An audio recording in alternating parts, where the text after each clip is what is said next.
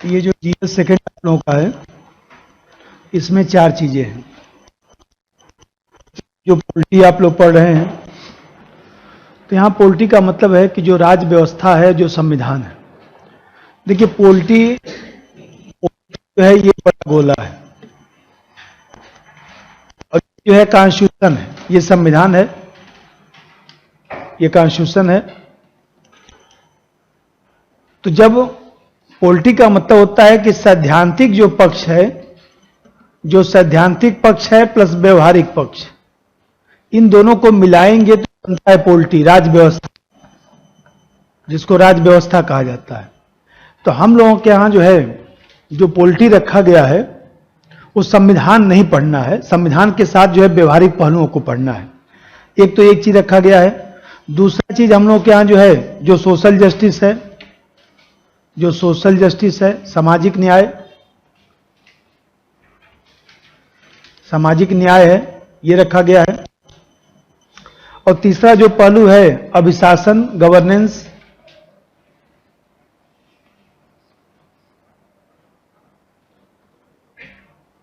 और एक चौथा पहलू जीएस सेकंड में रखा गया, IR, international relation plus organisation. तो हम लोग जो है पॉलिटी शुरू करेंगे, और जब पॉलिटी खत्म हो जाएगा तो उसके बाद ये चलेगा, फिर इसके बाद ये चलेगा, इसके बाद ये चलेगा, ये क्रम से चलेगा, और लगभग 4 महीना लगता है इसमें। और देखिए चूंकि मेंस की क्लास है, पीटी की क्लास हम लोग की अलग चलती है, तो पीटी की क्लास जो है वो सामान्यतः जनवरी में चलेगा, जनवरी में जो है पीटी की क्लास चलेगी। तो अभी हम लोग मेंस का ही क्लास कर रहे हैं, पीटी की क्लास सेपरेट चलती है, क्योंकि पीटी में जो पढ़ने का तरीका है या प्रैक्टिस करने का तरीका अलग है। मेंस में तो लिखना है, आपको एक संकल्पना बनाना है। तो हम लोग जो पॉलिटी शुरू कर रहे हैं, तो देखिए जो जीएस सेकंड है, इसमें एक तो चीज है कि भाई आपका जो पाठ्यक्रम है, वो पाठ्यक्रम आपका जो है क्या क्या चीज पढ़ना है। दूसरा एक पढ़ने का तरीका भी है, पढ़ने का तरीका भी इसमें होना चाहिए। चूंकि लिखना है तो एक लेखन का भी तरीका है, लेखन का तरीका है। तो जो पाठ्यक्रम आपके यहां लिखा गया है, सिलेबस आप लोगों के पास होगा,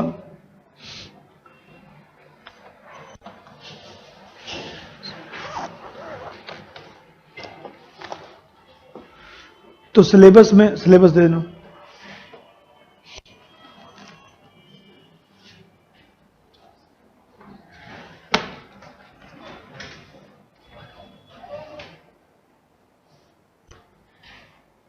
देख लो, ये जो जीएस सेकंड है, इसमें जो है जैसे ये वाला पोर्शन जो पॉलिटी लिखा है, फिर सामाजिक न्याय लिखा है, फिर सामाजिक न्याय के बाद इसमें गवर्नेंस लिखा है, फिर अभिशासन मतलब कि आईआर लिखा है, अंतर्राष्ट्रीय संबंध। तो पॉलिटी में जो आप लोगों का सिलेबस है, जैसे पहला टॉपिक है, दूसरा है, तीसरा है, चौथा, पांचवा, इस तरह से लिखा है। तो ये जो टॉपिक रखा गया है, तो हम लोग पहले टॉपिक से शुरू करेंगे। अब देखिए इसमें हम लोग अपना ध्यान विश्लेषण पर ही रखेंगे, क्योंकि लिखना है। और आप लोगों के यहाँ जो प्रश्न आता है, तो एक तो पाठ्यक्रम ये है, और पाठ्यक्रम में मैं बताया कि जैसे पहला जो टॉपिक है कि भारतीय संविधान ऐतिहासिक आधार और विकास। ऐतिहासिक आधार और विकास का मतलब होता है कि जो भारतीय संविधान का हम लोग के यहाँ विकास हुआ है, तो उसमें जो है बहुत सारे अधिनियम की भूमिका रही। जैसे 1919 का अधिनियम है, 1935 का अधिनियम है। इसी प्रकार से देखते हैं कि स्वतंत्रता आंदोलन से भी हमारा संविधान प्रभावित हुआ है। यहां विशेषता का मतलब यह है कि संविधान में जो, जैसे मान लीजिए हम लोग के यहाँ जो है अर्धसंघीय व्यवस्था अपनाया गया है, हम लोग के यहाँ संसदीय व्यवस्था अपनाया गया है, हमारे संविधान में प्रस्तावना है, मूल अधिकार है, डीपीएसपी है। तो ये सब बातें जो है विशेषता में पढ़ा जाता है। अब ये संशोधन है, उसको पढ़ना है। महत्वपूर्ण प्रावधान, महत्वपूर्ण प्रावधान का मतलब वही कि भाई हमारे संविधान में जो विशेषता है, जैसे मूल अधिकार है, चाहे मान लीजिए डीपीएसपी तत्व है, या इसी प्रकार से मूल कर्तव्य है, तो ये सब महत्वपूर्ण प्रावधान भी हैं और संविधान की विशेषता भी है। और फिर उसमें लिखा है बुनियादी ढांचा, तो जो बेसिक स्ट्रक्चर है, जो केशवान भारती मुकदमे में दिया गया 1973 में, वो पढ़ना है, उसका विवेचन करना है। तो यहां पे ध्यान रखना है कि जो चीजें, देखिए पॉलिटी का मतलब ये जो लिखा है केवल वही पोलिटी नहीं है, ये ध्यान रखिएगा। यहां पर ये ध्यान रखिए कि ये जो मान लीजिए ये जो पोलिटी है, इस पोलिटी में ये आपका सिलेबस है। ये जीएस सेकंड में जो है, जीएस सेकंड का ये जो पोलिटी लिखा है, जीएस सेकंड में जो पोलिटी लिखा है वो ये आपको पढ़ना है। कुछ भी पोलिटी में ये नहीं कि कोई भी किताब पा गए उसको पढ़ना शुरू कर दिए, ये काम मत करिए। आपका जो सिलेबस है मेंस में, खास तौर से पीटी में तो थोड़ा सा उल्टा सीधा पूछता है, लेकिन मेंस में खास तौर से जो सिलेबस है उस सिलेबस हमको याद होना चाहिए। पहला तो काम यही होना चाहिए कि सिलेबस याद होना चाहिए। सिलेबस में लिखा क्या है कि जब मैं कुछ बोलूं तो आपको समझ में आना चाहिए कि ये इस टॉपिक में है। या पेपर में आप कुछ पढ़ेंगे, मान लीजिए कुछ पेपर में निकला घटनाक्रम राज्यपाल की शक्ति के बारे में, राज्यपाल के विवेकाधीन शक्ति के बारे में, कुछ भी मान लीजिए निकला, तो आपको इतना तो पता होना चाहिए कि हमारे किस पेपर में है और कहां पर सिलेबस में है। तो पेपर के बल्कि ऐसे अपना रखा करिए, रोज देखा करिए, जिससे ये पता चले कि जो है कहां कहां क्या क्या लिखा है।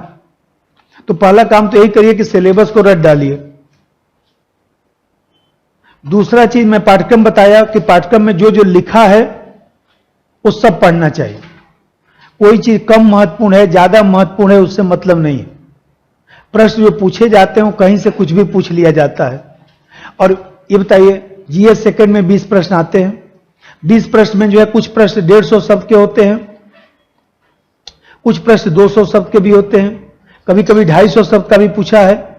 अब कौन सा प्रश्न जो है 150 शब्द में आएगा, कौन 200 250 में आएगा, ये तो पता नहीं। तो हम लोग को सामान्यतः जो है 200 से 250 शब्द हर चीज में पढ़ना चाहिए। और दूसरा चीज मैं बताया कि जैसे कोई चीज पढ़ते हैं तो मैं बताया कि यहां पर जो है चूंकि लिखना है, तो अभी मैं आपको बताऊंगा कि पढ़ने का एक तरीका होता है। यहां पर रटने का प्रयास नहीं करना है। सिर्फ अनुच्छेद रट के आप सोचेंगे कि हम अनुच्छेद रट लिए और हमारा पॉलिटी का सिलेबस पूरा हो गया, या हम लक्ष्मीकांत पढ़ लिए, कोई किताब पढ़ लिए तो हमारा पीटी में दोनों तैयार हो गया, ऐसा नहीं है।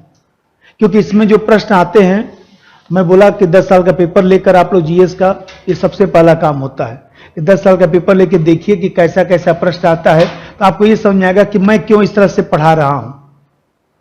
भाई जैसे मैं कोई चीज पढ़ाऊंगा तो आपको ये ध्यान में आएगा कि ऐसे क्यों पढ़ा रहे हैं, इसमें अनुच्छेद तो लिखवा नहीं रहे हैं, उसमें तो ये नहीं लिखवा रहे हैं, ऐसे लिखना ही नहीं है।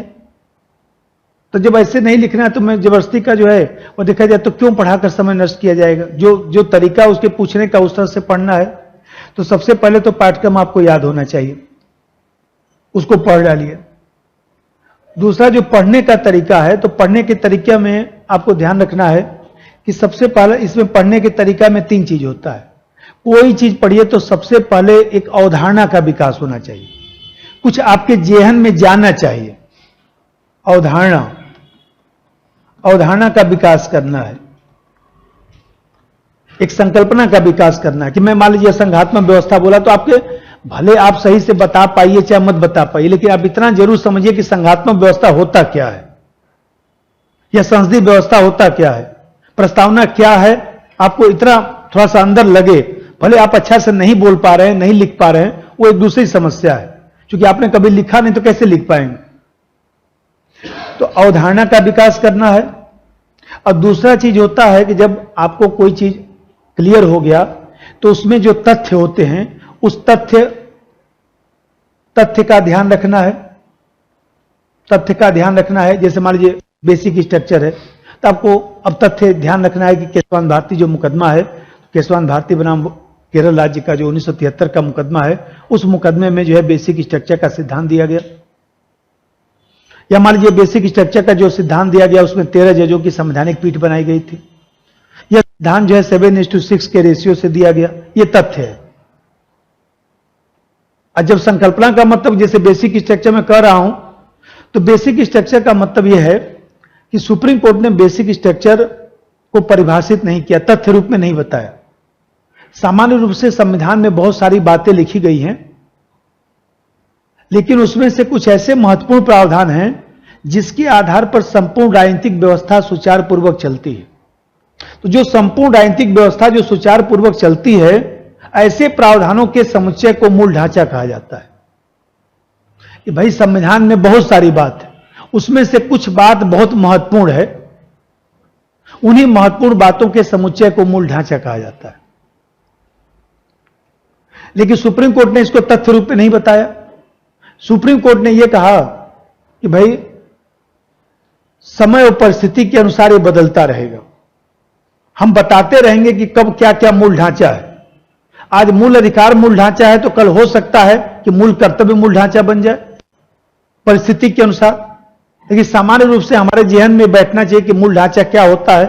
तो संविधान में बहुत सारी बातें लिखी गई हैं, उसमें से कुछ महत्वपूर्ण बात है जिसके आधार पर हमारा संपूर्ण राजनीतिक व्यवस्था चलता है। उन्हीं महत्वपूर्ण बातों के समुच्चय को हम लोग मूल ढांचा कह देते हैं।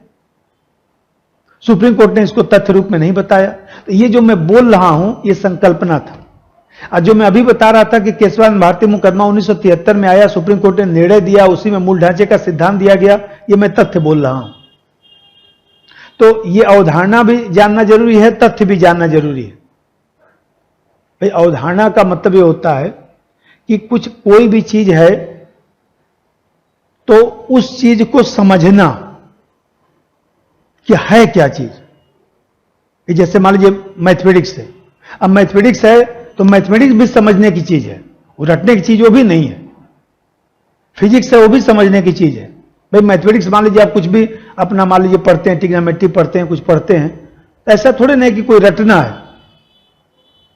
भाई हमें कहते हैं जितना फार्मूला है सब sine square theta plus cos square theta equal to 1 चाहे जो भी है वो सब समझ सकते हैं आप, उसको वैल्यू निकाल सकते हैं कि जो है साइन 60 कितना होगा, साइन 45 कितना होगा, कुछ भी रटने की जरूरत थोड़े ना। वो तो सब वैसे सब निकल जाता है कि भाई आपने 1 0 1 2 3 4 लिख दिया, मान लीजिए 4 से भाग दे दिया, वर्गमूल निकाल दिया, यहाँ 0 हो गया, 30 हो गया, 45 60 90 डिग्री हो गया, साइन थीटा लिख दिए, कास थीटा उल्टा कर दिए, टेन थीटा भाग दे दिए, यही सब तो होता है कुछ।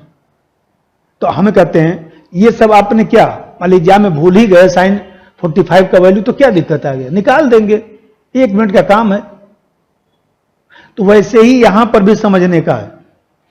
और फिर मैं बताया कि तथ्य का मतलब हुआ कि कोई भी घटना है, कोई भी विषय वस्तु है, तो उस विषय वस्तु में जो चीजें हैं, कोई वर्ष का नाम है, कोई मुकदमा है, कोई मान लीजिए सब करिए व्यक्ति का नाम है, तो ये सब थोड़ा सा ध्यान रखना है, उसको हम लोग तथ्य कहते हैं। और तीसरा चीज होता है इसका जो है जो व्यवहारिक पहलू है, जो समसामयिक पहलू है, उसको भी ध्यान रखना है। जो इसका व्यवहारिक पहलू है, इसका जो व्यवहारिक पहलू है, व्यवहारिक और समसामयिक, यह भी ध्यान रखना है। तो पेपर पत्रिका जो आप पढ़ते हैं, उस पेपर पत्रिका में जो निकल रहा है वो भी आपको ध्यान रखना है, क्योंकि वो भी हम लोग के जो है पॉलिटी का विषय वस्तु है। ये कोई इथिक्स नहीं है, ये कोई हिंदी साहित्य नहीं है, कोई दर्शन शास्त्र नहीं है, ये ध्यान रखिएगा। यहां पर रटा रटाया नहीं चलेगा। कोई एग्जाम्पल है, कुछ मान लीजिए पेपर पत्रिका में कुछ निकला, तो आपको ध्यान होना चाहिए, अच्छा ये राज्यपाल के बारे में सुप्रीम कोर्ट ने ये कहा है या ऐसी घटना हुआ है, इसको हम यहां पर एग्जाम्पल में लिख सकते हैं। इस तरह से चीजें वो चलती रहती हैं। तो आपको हमेशा व्यवहारिक समसामयिक घटनाओं को, करंट की घटनाओं को पढ़ना है। तो ये पढ़ने का ये 3 तरीका मैं बताया कि पढ़िए कोई चीज तो उसको समझिए, फिर उससे संबंधित तथ्य को भी थोड़ा सा ध्यान रखना है, जो व्यवहारिक है, जो करंट के मुद्दे हैं, उन सब चीजों को ध्यान रखना है। और जब पढ़ लिए तो मेंस के क्लास में जो है दूसरा महत्वपूर्ण है कि उसको लिखना है। भाई लिखने का भी तो तरीका होना चाहिए, लेखन का भी तरीका होना चाहिए। भाई पढ़ने का तरीका है तो लिखने का भी तरीका है। और लिखने का तरीका यह है कि देखिए सामान्य रूप से लिखने में जो है 5-6 बातों का ध्यान रखना होता है। जिसमें बताया कि सबसे पहला काम है प्रश्न को 2 बार पढ़ना। प्रश्न को पढ़ना 2 बार। एक बार प्रश्न को पढ़ेंगे तो हो सकता है न समझ में आए, दोबारा पढ़ लीजिए। क्योंकि कोई भी प्रश्न है तो हम कहते हैं 150 शब्द में आपको लिखना है, तो सामान्यतः जो है आपके पास जो है 5 से 7 मिनट रहता है लिखने के लिए। आधा मिनट लगेगा, आधे मिनट में आप उसको 2 बार पढ़ सकते हैं, बल्कि पेंसिल लगा के ऐसे ऐसे भी पढ़ सकते हैं। क्योंकि मैं मान लीजिए पूछा कुछ, आप लिख कुछ रहे हैं, तो क्या मतलब है। तो सबसे पहले काम तो प्रश्न को सही तरीके से पढ़ना कि पूछा क्या है। और दूसरा चीज है कि जब प्रश्न आप कर रहे हैं तो मैं बताया कि उस प्रश्न को देखना है कि शब्द सीमा इसकी कितनी है, कि 150 शब्द में लिखना है कि 200 शब्द में लिखना है कि 250 शब्द में लिखना है। तो आप 150 शब्द का है तो ज्यादा प्लस माइनस 10% ही, ज्यादा कम लिख सकते हैं। 150 शब्द का है तो 140 शब्द लिखिए, कोई दिक्कत नहीं। 135 लिखिए, 130 लिखिए, वो भी चलेगा। 160 लिखिए, 165 लिखिए, वो भी चलेगा। लेकिन 200 शब्द को 250 वर्ड मत लिख दीजिए भाई। यूपीएससी का जो कॉपी है उसमें मान लीजिए 150 शब्द का प्रश्न है तो 2 पेज जगह छूटा रहता है। अब कितने लोग एक ही पेज में 150 शब्द लिख देते हैं, जो छोटा छोटा लिखते हैं। आप एक पेज को सीधा काट दीजिए। अब इसलिए आपको नहीं भरना है कि अच्छा नहीं लग रहा है पेज खाली। कितने लोगों का देखिए पेज खाली उनको ठीक नहीं लगता, उसमें लाओ लिख देता हूं, पूरा भर ही देता हूं। मत भरिए, वो ऐसे लोगों के लिए दिया गया जो बड़े बड़े लिखते हैं। कुछ लोग ऐसे भी तो होते जो बहुत बड़ा बड़ा लिखते हैं कॉपी में, तो आप क्यों लिख रहे हैं? हो तो गया। आप तो ऐसे दिखाएंगे तो मैं बता दूंगा कि कितना शब्द है, काउंट करेंगे तो उतना ही निकलेगा, लगभग 2-4 ऊपर नीचे होगा ज्यादा। तो मान लीजिए दूसरा चीज है कि शब्द सीमा का ध्यान रखना है। क्योंकि मान लीजिए 10 प्रश्न 150 शब्द का रहता है, 10 प्रश्न जो है वह 250 शब्द का रहता है लगभग। ये बताइए 1500 शब्द ये हो गया, 2500 शब्द ये हो गया, तो जब 4000 शब्द आपको लिखना है, एक पेज में 100 शब्द लिखाता है सामान्यतः, तो ऐसे सामने आपको 40 पेज लिखना है, तो 150 शब्द वाला 200 शब्द में लिखेंगे तो क्वेश्चन छूटेगा ना। ये भी तो ध्यान रखना है कि हमारा प्रश्न छूटेगा तो नहीं, आता हुआ क्वेश्चन सब छोड़ के चले आए। इसलिए अपना नियम बनाइए कि हमको उतने ही शब्द सीमा में लिखना है।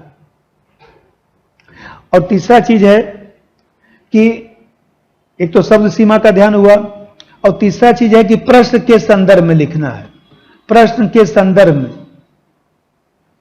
प्रश्न के संदर्भ का मतलब हुआ कि सारगर्भित लेखन लिखना है। जो पूछा गया उसका उत्तर लिखिए। जो घुमा घुमा के हम लोग बीए में लिखते थे, कोई चीज आता था लिखते थे, कहने का मतलब यह है दूसरे शब्दों में, अर्थात अंततः कह सकते हैं, क्यों घुमा रहे हैं? वहां तो मान लीजिए कम आता था, बढ़ा के ज्यादा करना होता था, इसलिए हम लोग अपना उसी में घुमाते रहते थे। यहां पर घुमाइए मत, सीधा सीधा बात लिखिए। जो पूछा गया चुपचाप लिखिए। मान 150 शब्द का है, आपको 100 शब्द ही उसमें आता है, 100 शब्द ही लिख के छोड़ दीजिए, कोई फर्क नहीं पड़ने वाला है। आप सोचेंगे 150 शब्द पूरा कर दूंगा तो पूरा दे देगा, ऐसा कुछ नहीं है। एक एक लाइन वो पढ़ता है, नहीं आता है, जितना आता है उतना ही लिख के छोड़िए, हटिए, दूसरा क्वेश्चन लिखिए। तो प्रश्न के संदर्भ में लिखने का प्रयास करिएगा, घुमाइए मत। अभी आप लोगों को नहीं तो मैं अभी काफी, आप लोग आईआर का टेस्ट दिए थे, कुछ लोग प्रश्न में पूछा हूं कुछ, लिखे कुछ, काट कर जो 1 नंबर दिया हूं। क्यों, क्या फायदा है? हमने प्रश्न पूछा था कुछ था आईआर का क्वेश्चन, तो मान लीजिए कुछ पूछा था, कुछ लोगों ने कुछ लिख दिया।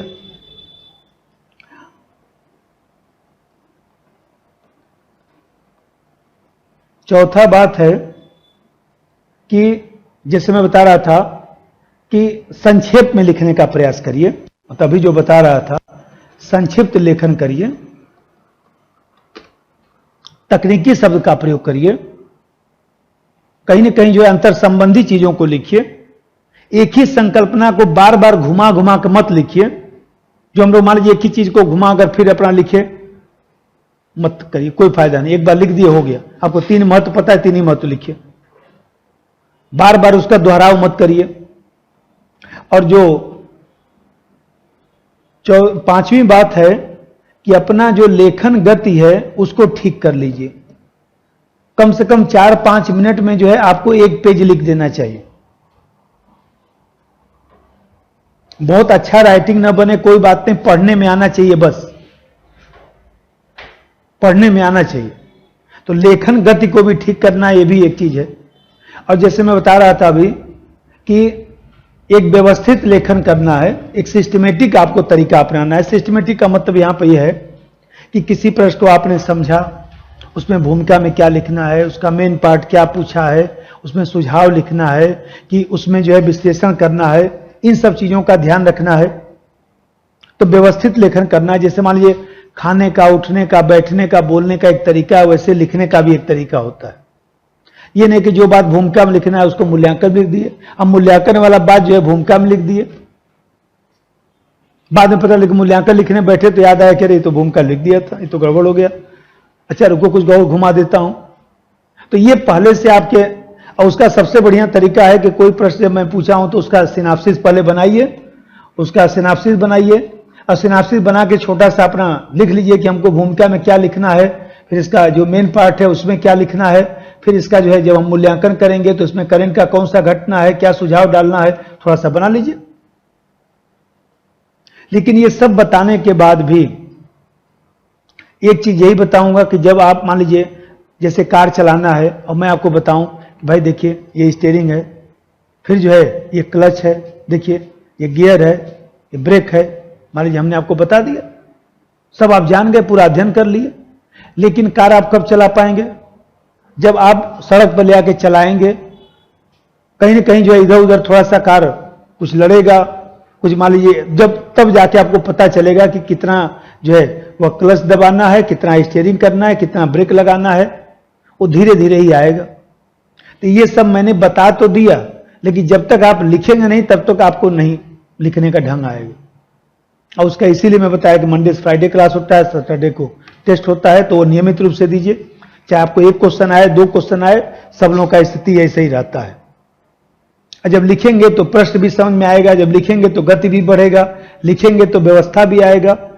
लिखेंगे तो मैं जब उसमें काट के लिखूंगा कि बार बार दोहराव हो रहा है, मान लीजिए लाइन खींचूंगा, लिखूंगा 1-2 नंबर एक ही बात है, तब आपको दोहराव भी कम होगा।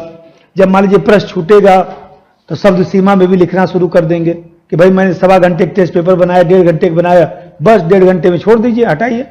4 क्वेश्चन छूटा, छूट गया। एक बार छोड़ के जाएंगे तो दूसरी बार आएंगे तो मन करेगा चलो कम लिखें जिससे पूरा हो जाए। इन सब चीजों को सिखाने का कोई तरीका नहीं, मैं बता तो दिया कि आपको ये सब चीज ध्यान रखना है। जैसे मान लीजिए एक कहा जाता है कि एक फ्लो में लिखना, तारतम्यता होनी चाहिए, एक स्पष्टता होनी चाहिए। भाई स्पष्ट लेखन भी होना चाहिए, स्पष्टता। स्पष्टता का मतलब यह होता है कि कोई चीज लिखिए तो दूसरे को वो बात समझ में आनी चाहिए। भाषा आपकी परिमार्जित होनी चाहिए, एकदम सही बात है, लेकिन भाषा इतनी जटिल भी मत लिख दीजिए कि वो समझ ही नहीं पा रहा है कि आप लिख क्या रहे हैं। कुछ लोग देखिए इतना जटिल हिंदी भाषा शब्द का प्रयोग कर देते हैं कि वो पता चले कि वो बेचारा एग्जामिनर ही नहीं समझ पाया कि आप लिख क्या रहे हैं, इसका मतलब क्या निकला। और आप मन ही मन खुश हो रहे हैं कि इस बार तो ऐसा लिखा हूं उनको समझ में आ जाएगा। क्या समझ में आएगा? वो बताइए, वो समझ ही नहीं पाएगा तो फिर आपको क्या नंबर देगा? कभी आपने इस पर गौर किया? भाषा ठीक होनी चाहिए, कोई दिक्कत है, लेकिन बहुत ज्यादा जटिल मत लिखिए, उलझाऊ मत लिखिए जिससे उसको समझ में ना आए। तो ये सब लिखने का अपना तरीका है। स्पष्टता का मतलब यह है कि जो चीज है एकदम स्पष्ट होना चाहिए। पता लगे इतना कंफ्यूजन लिख रहे हैं कि वो यही नहीं पता चल पा रहा है उसको। मान लीजिए आपने मूल अधिकार डीपीएसपी में अंतर लिखा, चाहे कुछ लिखा, तो एकदम क्लियर बात लिखिए। लिखने का कोई ये तरीका नहीं है कि हमेशा बिंदु में ही लिखने पर नंबर मिलता है, पैराग्राफ में लिखने पर नंबर नहीं मिलता है, ऐसा नहीं। जहां जरूरत हो मान लीजिए बिंदु में भी लिख सकते हैं, जहां जरूरत हो पैराग्राफ में भी लिख सकते हैं। कंटेंट ज्यादा महत्वपूर्ण है। प्रश्न का उत्तर जो है, उसका जो प्रश्न का कंटेंट का मतलब जो विषय वस्तु है, ये विषय वस्तु जो है आपकी सही होनी चाहिए। जो पूछा गया उसका उत्तर होना चाहिए, प्रासंगिक लेखन होना चाहिए, प्रश्न के संदर्भ में उत्तर होना चाहिए, टू दी पॉइंट होना चाहिए। इसी को हम लोग कहते हैं टू दी पॉइंट लिखिए। जो पूछा गया उसका उत्तर लिखने का प्रयास करिए। ये सब ध्यान रखिएगा लिखते समय। और बाकी जो है, बाकी विवेचन तो अब मान लीजिए पढ़ाऊंगा तो उसमें चलेगा ही। और आप लोगों को कुछ पूछना हो तो पूछ लीजिए। और हम लोगों की क्लास जो है ये 12 बजे से लेकर मतलब कि 12:30 से लेकर जो है ये 2:30 तक ये क्लास चला करेगी, 2-2 घंटे। और ये सामान्यतः जो है इसमें 40 क्लास के आसपास लगता है पोल्टी में। और जो आपका सिलेबस है पूरा जीएस सेकंड का, वो 4 महीने लगता है।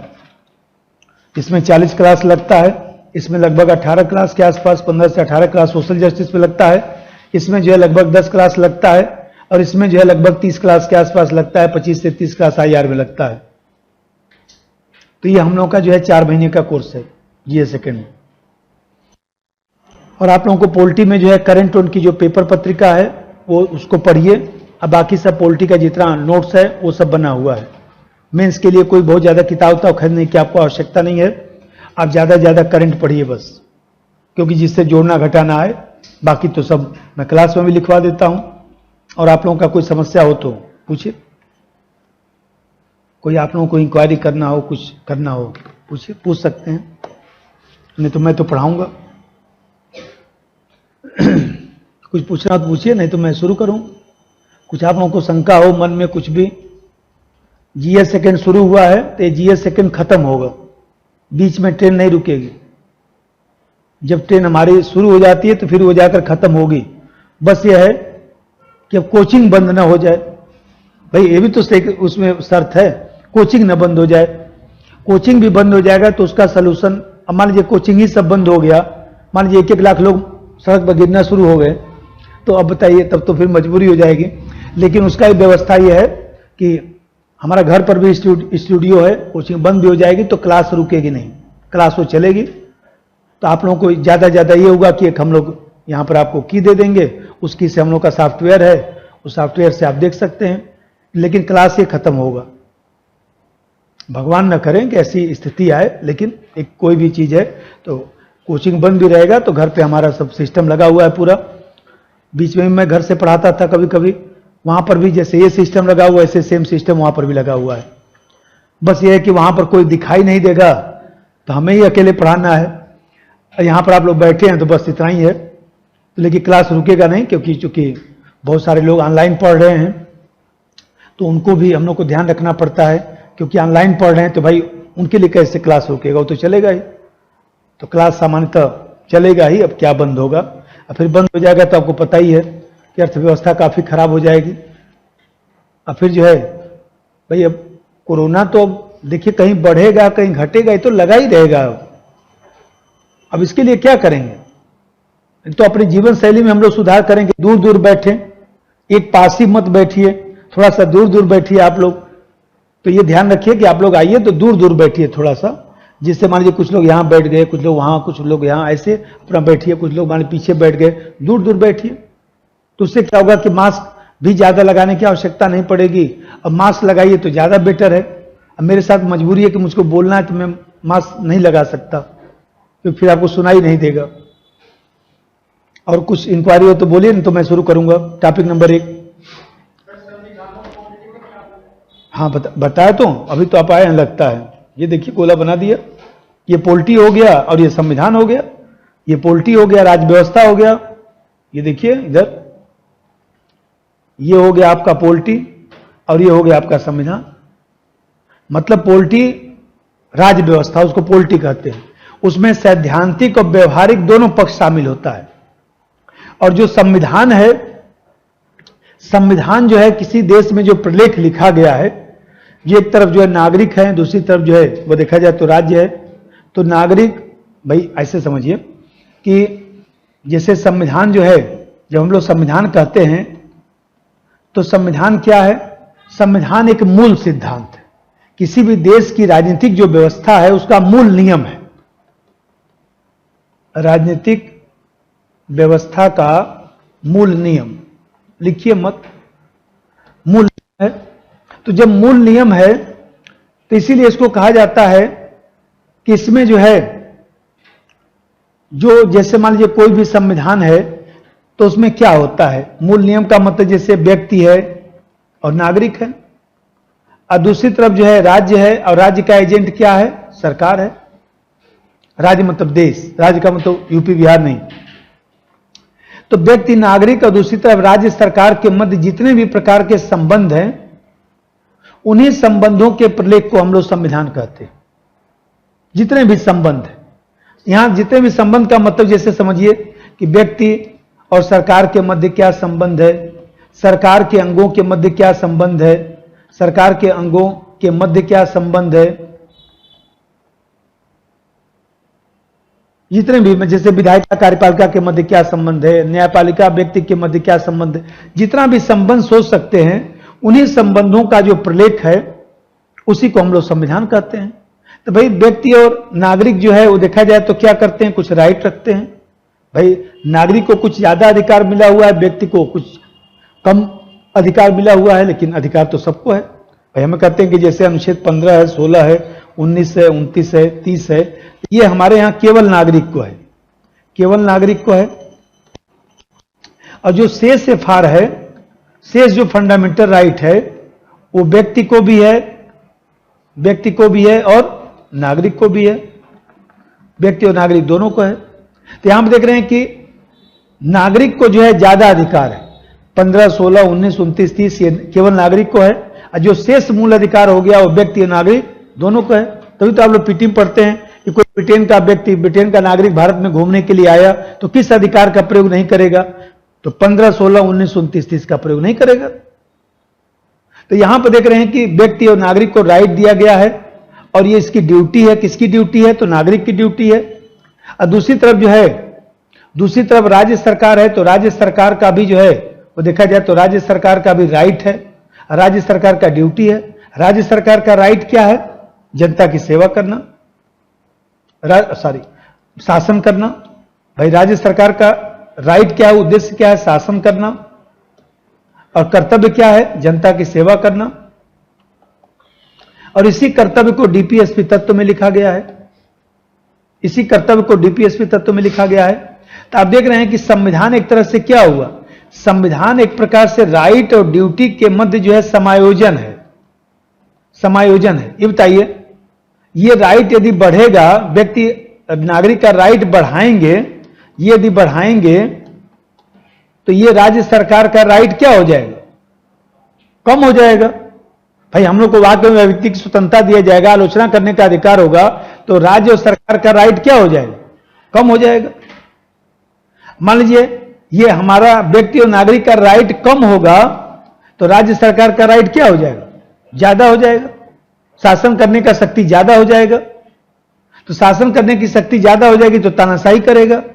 तो तानाशाही को रोकने के लिए हम लोग क्या करते हैं? व्यक्ति और नागरिक को राइट देते हैं।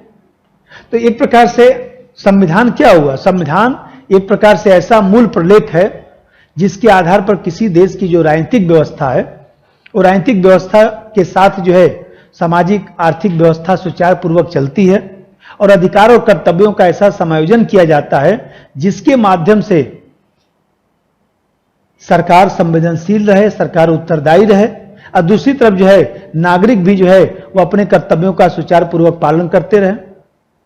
ऐसी व्यवस्था को संविधान कहा जाता है।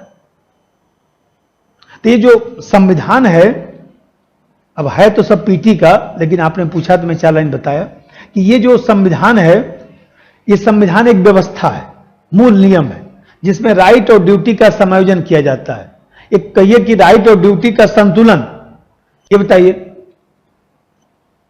ये राज्य का राइट जो है वो देखा जाए तो हमने कहा कि राज्य का राइट कम है, अभी मैं लिखा था। तो राज्य का राइट कम है तो ड्यूटी कम होगा कि ज्यादा जनता की सेवा करने का ज्यादा हो जाएगा। और जब ये जो है राज्य सरकार का राइट ज्यादा हो जाएगा तो ड्यूटी क्या हो जाएगा? कम हो जाएगा। सब आपस में जुड़ा हुआ है। इसीलिए संविधान निर्माताओं ने हम लोग को अधिकार दिया, क्योंकि अधिकार देने से सरकार तानाशाही नहीं कर पाएगी। हम लोग के पास अधिकार नहीं होगा तो सरकार तानाशाही कर सकती है। तो संविधान तो ये हुआ।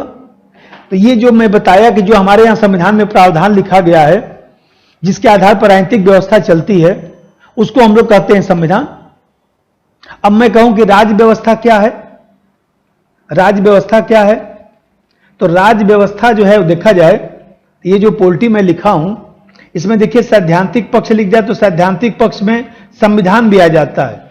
उसमें कुछ व्यवहारिक पहलू होता है लेकिन सैद्धांतिक पक्ष ज्यादा है संविधान में।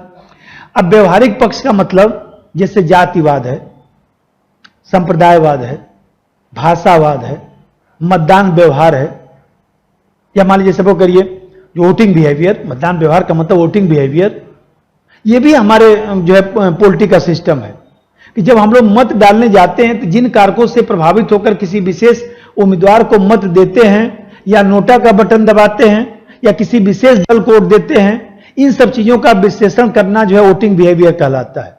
तो ये वोटिंग बिहेवियर जो है व्यवहारिक पहलू है, जातिवाद व्यवहारिक पहलू है। जाति का राजनीतिकरण हो रहा है, राजनीति का जातिकरण हो रहा है, यह भी प्रश्न हम लोग के राज्य व्यवस्था में है। मान लीजिए दबाव समूह है तो संविधान में कहां दबाव समूह का उल्लेख? कहीं पर नहीं। लेकिन फिर भी हम लोग दबाव समूह पढ़ते हैं।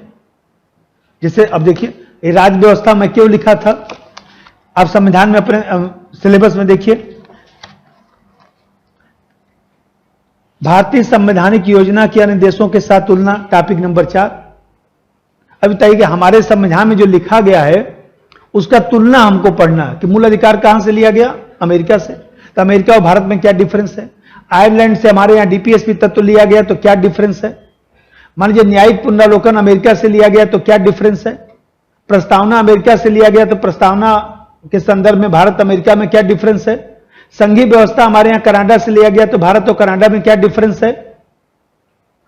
अब ये टॉपिक है, अभी हमारे संविधान में कहां है, अभी हमारे यहां लिखा गया। अब फिर देखिए आगे जैसे लिखा गया है 6 नंबर टॉपिक में देखिए मंत्रालय विभाग, तो मंत्रालय विभाग का जिक्र कहां है संविधान में, लेकिन फिर भी मंत्रालय विभाग पढ़ना है।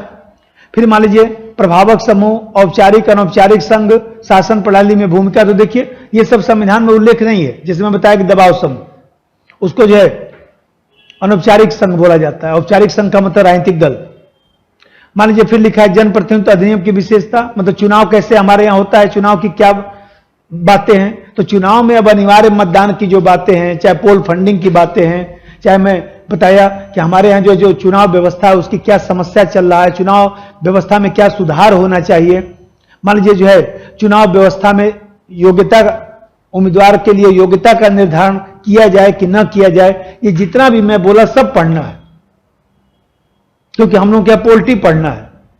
अब फिर मैं बताया जैसे आगे लिखा गया, जैसे मान लीजिए सांविधिक, विनियामक और अर्ध न्यायिक संस्था, तो उसमें एनजीटी भी आता है, उसमें जो है वित्त आयोग भी आएगा, तो विधि आयोग भी आएगा। तो जो संविधान में लिखा है वो भी संस्था पढ़ना है, जो संविधान के अलावे जो संस्थाएं काम कर रही है वो भी आता है। जैसे एनआईए है वो भी क्वेश्चन आ सकता है। जैसे मान लीजिए हम लोग एनएचआरसी है, संविधान में तो लिखा नहीं लेकिन एनएचआरसी आता है, क्वेश्चन पढ़ना भी हम लोग। अब जैसे लिखा है लोकतंत्र में सिविल सेवकों की भूमिका, अब ये भी हम तो देखिए हमारे संविधान में तो नहीं लिखा है ना। मैं प्रश्न आता है कि वैश्वीकरण में सिविल सेवकों की भूमिका में परिवर्तन, या वैश्वीकरण ने जो है सिविल सेवकों की भूमिका में किस तरह, सिविल सेवकों की भूमिका को किस तरह प्रभावित किया है, या सिविल सेवकों में किस तरह से सुधार किया जाए। या मान लीजिए हम लोग के यहाँ जो है लेटरल एंट्री का अवधारणा था, जैसे बाहर के व्यक्तियों को आईएएस बनाना। अब लेटरल एंट्री कहां तक प्रासंगिक, सब सिलेबस है, इसलिए इसमें 40 क्लास लगता है। सिर्फ सिलेबस पढ़ाना हो तब तो 20 क्लास में हो जाएगा, लेकिन सिर्फ आप नहीं जानते हैं ना, पेपर 10 साल का देखेंगे तो आपको पता चलेगा कि मैं क्यों ऐसा कर रहा हूं, क्योंकि उसमें उल्टा इधर सब आता रहता है। नदी जल विवाद भी आता है, कहीं नहीं लिखा है, आया भी होगा, हर 2-3 साल पर नदी जल विवाद भी आता है। मान लीजिए वैश्वीकरण चल रहा है, तो हम कोई भी चीज पढ़ेंगे तो वैश्वीकरण ने मूल अधिकारों को प्रभावित किया, यह भी प्रश्न आता है। वैश्वीकरण ने डीपीएसपी तत्व को प्रभावित किया, यह भी आता है। या मान लीजिए हम लोग पढ़ते हैं कि वैश्वीकरण ने पंचायती व्यवस्था के स्वरूप को प्रभावित किया, यह भी प्रश्न आता है। अंतर संबंधित प्रश्न भी आते हैं। तो पॉलिटी का मतलब समझ में आया, राज व्यवस्था, इसका मतलब सिद्धांत, व्यवहार, सब। संवैधानिक पोर्शन भी पढ़ना है, उसमें व्यवहारिक पोर्शन भी पढ़ना है, ये राज व्यवस्था है। और संविधान में तो जो संविधान में लिखा है वो पढ़ना है, तो हम लोग को राज व्यवस्था पढ़ना है। क्योंकि देखिए आपके सिलेबस में भी ये बात लिखा है, सिलेबस में भी लिखा है शासन व्यवस्था एवं संविधान, शासन व्यवस्था एवं संविधान। कि हम लोग को शासन व्यवस्था का मतलब हुआ उसका व्यवहारिक पक्ष, और साथ में जो है वह संविधान का जो पहलू है वो भी पढ़ना है। तो जो पहला टॉपिक है वही हम शुरू करेंगे। तो पहला टॉपिक में सबसे पहले जो है, जो देखिए हमारे पढ़ाने का ही तरीका है कि जब पहला टॉपिक मैं पढ़ा लूंगा, पूरा खत्म हो जाएगा, फिर दूसरा शुरू करूंगा, क्रम से चलेगा, ऐसे खत्म होगा। ये नहीं कि मेरे मन में आया तो आज मूल ढांचा पढ़ा दिया, कल मन में आया तो न्यायिक पुनरावलोकन पढ़ा दिया, परसों मन में आया तो आपातकाल पढ़ा दिया, फिर ऐसे ही 10-5 दिन अपना इधर उधर करता रहा। फिर एक दिन आपको बोला कि देखिए सब टॉपिक हो गया ना आपका, अब बोलेंगे सर ये वाला नहीं हुआ, उस दिन चर्चा किया था ना, उसका चर्चा उर्चा कुछ नहीं। हर टॉपिक पढ़ना है, हर टॉपिक पर नोट्स बनाना है, उसको लिखना है, हर टॉपिक पर टेस्ट देना है। एक क्रम से चलेगा, 1, 2, 3, 4, 1 नंबर टॉपिक शुरू करूंगा। अब 1 नंबर टॉपिक में क्या होता है कि या कोई भी टॉपिक है तो उसमें जैसे 1 नंबर है, अब संविधान की विशेषता आप जानेंगे तभी शुरू हो सकता है। तो सबसे पहले हम लोग संविधान की विशेषता पढ़ते हैं, विशेषता जानेंगे, फिर संशोधन में पढ़ाऊंगा, महत्वपूर्ण प्रावधान पढ़ाऊंगा, फिर बुनियादी ढांचा पढ़ाऊंगा, फिर आपको ऐतिहासिक आधार पढ़ाऊंगा कि संविधान में विकास में 1919 के अधिनियम से क्या क्या हमारे यहां लिया गया, उसका क्या प्रभाव पड़ा है, या मान लीजिए स्वतंत्रता आंदोलन का भारतीय संविधान पर क्या प्रभाव पड़ा। लेकिन पूरा एक टॉपिक में जितना भी लिखा है पूरा खत्म होगा तब दूसरा नंबर टॉपिक शुरू करूंगा। ये नहीं कि कभी इधर से कभी इधर से कभी ऐसे ऐसे करता रहा, 15-20 दिन किया, हो गया कोर्स आपका। ऐसे आईएएस की तैयारी नहीं होती है भाई। आप पढ़ सकते हैं, आपका राइट है, आप पढ़ सकते हैं, लेकिन सिलेक्शन नहीं होगा।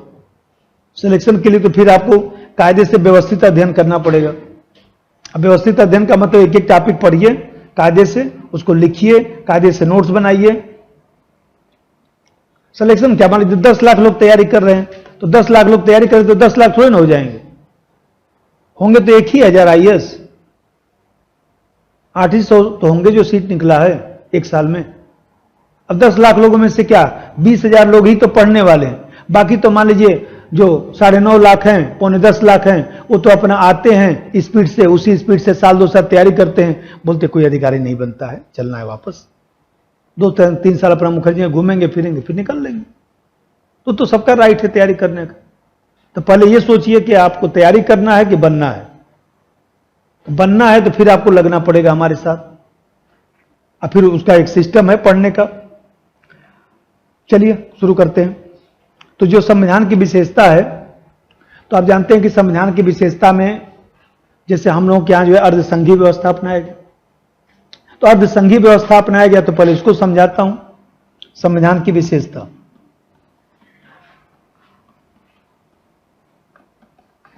अब संविधान की विशेषता में जैसे हम लोग के यहां जो है अर्धसंघीय व्यवस्था अपनाया गया है। अर्धसंघीय व्यवस्था,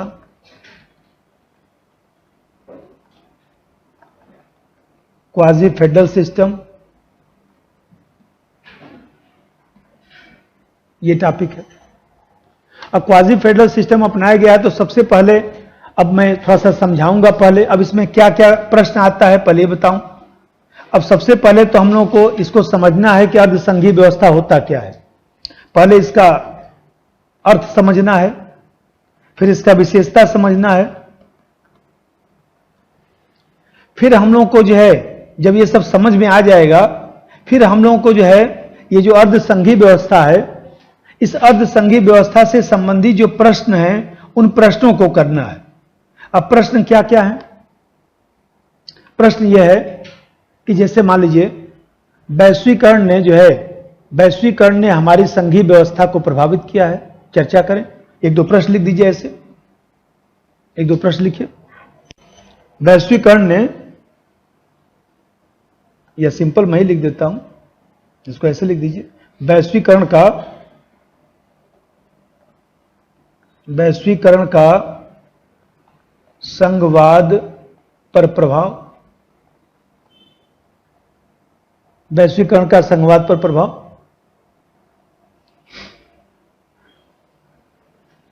मान लीजिए हम लोग क्या गठबंधन सरकारें चल रही हैं, तो गठबंधन सरकार का संघवाद पे प्रभाव।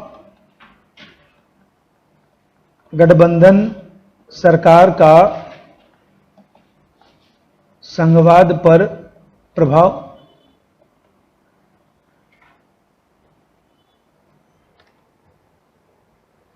जैसे मान लीजिए अब मैं कुछ वर्तमान से जोड़ूं कि पिछले वर्षों में जो है जो वैश्विक व्यवस्था रहा, या इसी प्रकार से जो घरेलू परिस्थिति भारत की रही, उसने जो है केंद्र सरकार को मजबूत किया है। नंबर 3, पिछले 2 वर्षों से जो परिस्थितियां रही हैं उसने